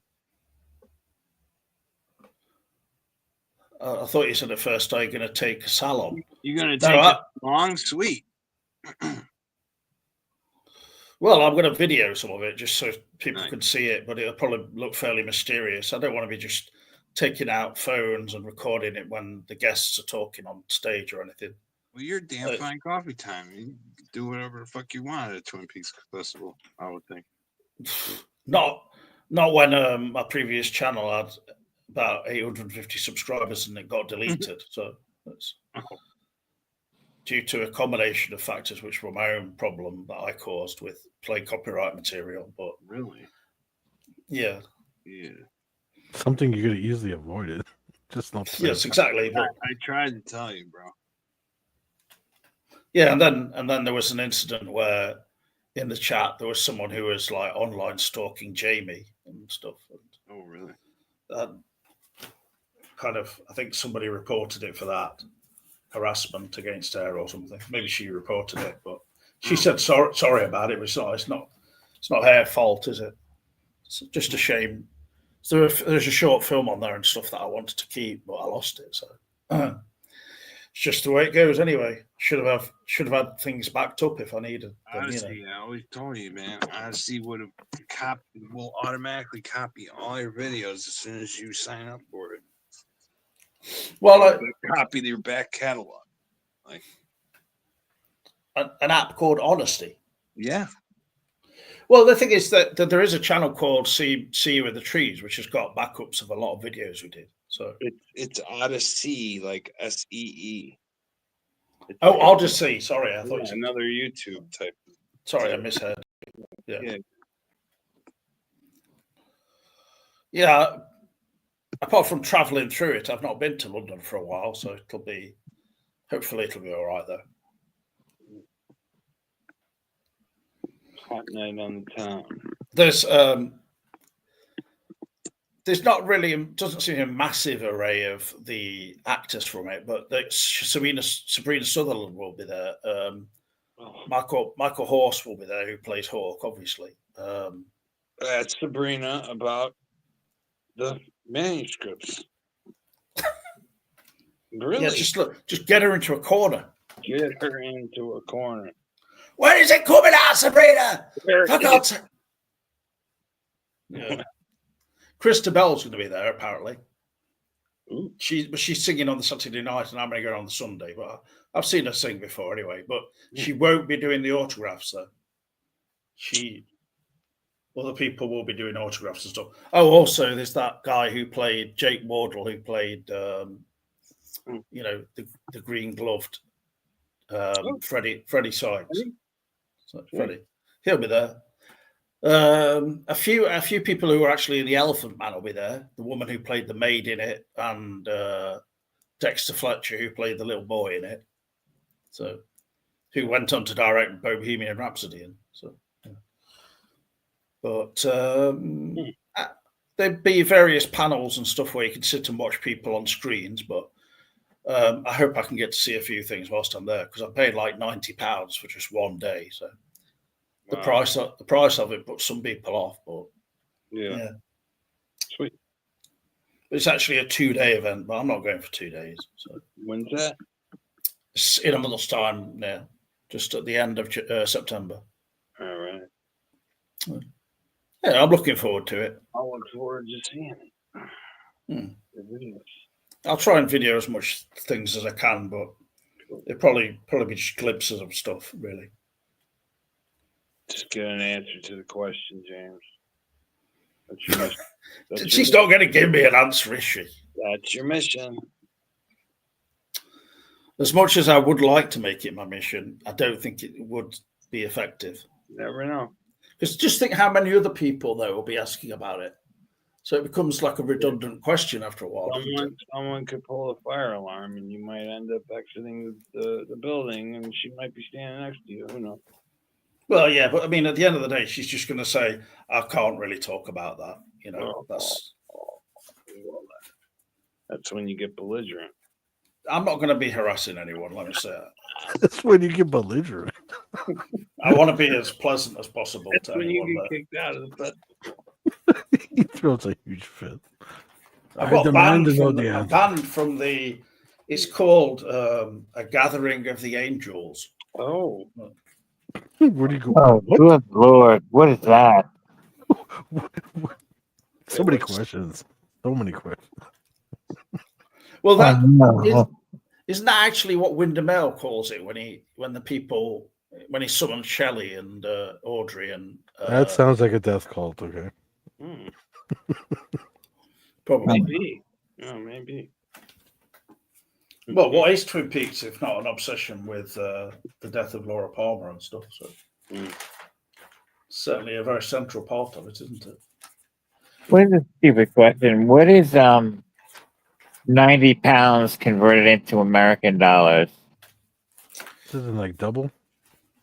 No, I think it's more like something like $110 or $120, maybe.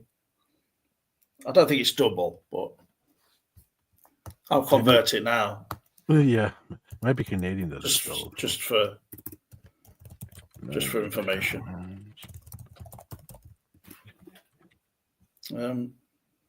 Okay, for Canadian, that's $166.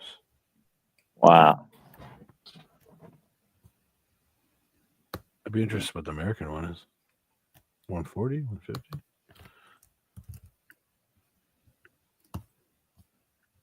About $121. So yeah, $122 maybe. Mm-hmm. How many Canadian dollars? What? Well, if there comes 160. Oh, okay. There comes a time when they say, "Okay, anybody want to get up and ask Miss Sutherland a few questions?" Just when you beeline it towards the microphone. Who's that man running through the crowd of people? I'll be just sat right at the very front, just menacing stare. Just like Pass me the bike, please. Pass me the bike. Just walk up on stage, act as if you're a part of the whole show. Sit Hey, down on one of everybody. the chairs, yeah. Yeah, sit on one of the chairs, start taking questions. So does anybody out there know who I am? From Damn Good Coffee Time, you must know of it. I run the page Damn Good Coffee Time. Yeah. It's got like now however many thousand followers, and each post gets 3 likes. What's going off? Seriously, Facebook is just like an absolute ridiculous thing now. I know they want to pay for Unless all you do is just post pictures of Sherilyn Fenn or something from way back. But I don't know.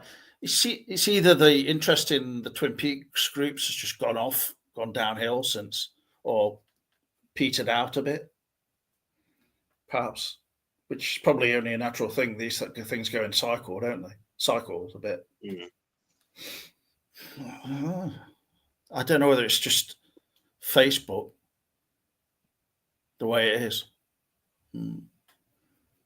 Facebook, you got to be proactive, bro. Yeah, you've got to be posting about 5 different things every day, maybe. But I am proactive with it. I do post things that are of interest. But it's not like there's loads and loads of news to be posting about, is there? So, True that. Sure, you could probably find more things to post. I can do that. So, but yeah. Facebook just wants you to promote everything to pay to promote anything, you see. Yeah. So unless you're actually selling something, what's the point in that, I finally got monetized on mine. Took forever. You had to post 1,000 different things before they ever let you do that. Like, oh, fucking thanks for nothing. Not like I'm making anything on it. But yeah. Like, what do you mean? You've got over 1,000 subscribers now? No, I don't know no, it's more like, when I was posting all those videos and all that shit, it was like I reached a certain amount. And it was fine. And it wasn't when I was doing it. It was when I stopped doing it, like way later. It was like, oh, you post a lot. Now you are, accepted.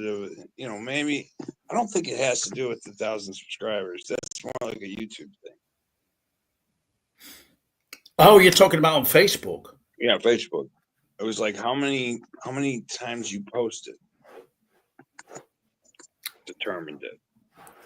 Okay, but when you say you're monetized by Facebook, you're not actually making any money, surely. No. But I don't hit it. So what's the point of that? I don't hit it hard. The point is, I reached a certain point. Oh, right. Well, anyway, if you want to reach that point, post. You get what I'm saying?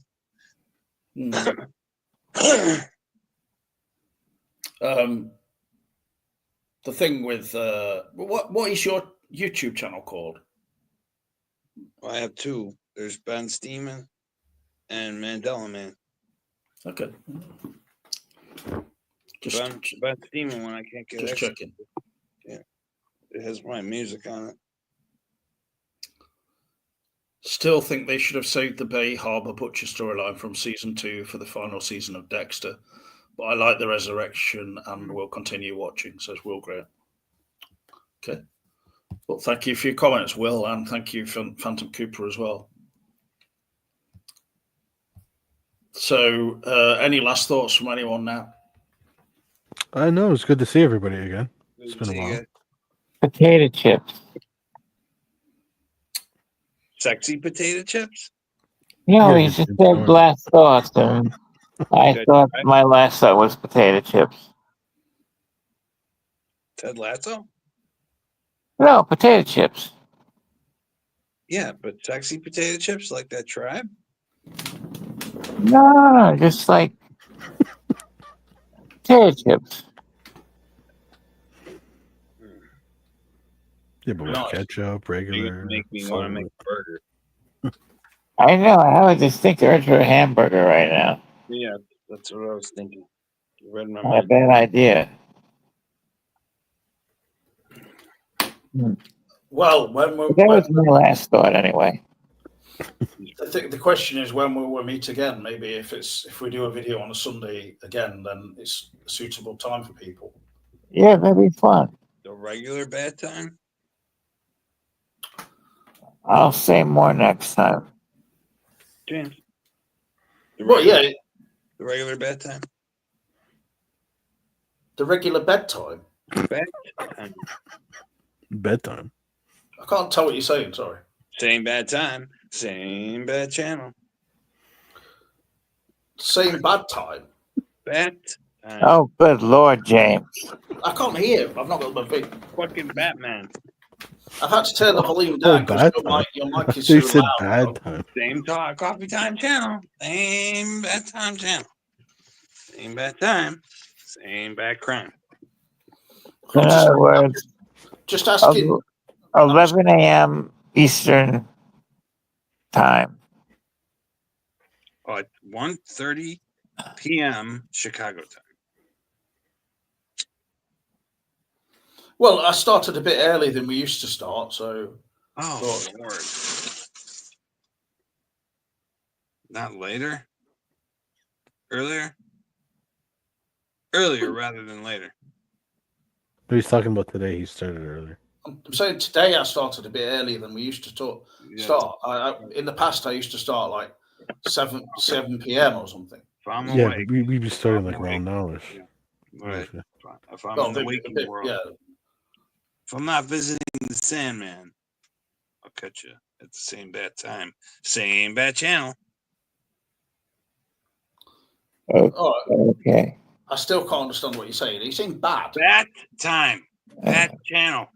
The old Batman show, they used to leave off with the guy going, same bat time, same bat channel. He's saying bat. B-A-T. Okay. All right. And then they would make love. Okay. But I'm not, I'm not just going to talk about Batman, so you know. No, yeah. I mean, we've gone back through, the old favorite topics a bit today, so.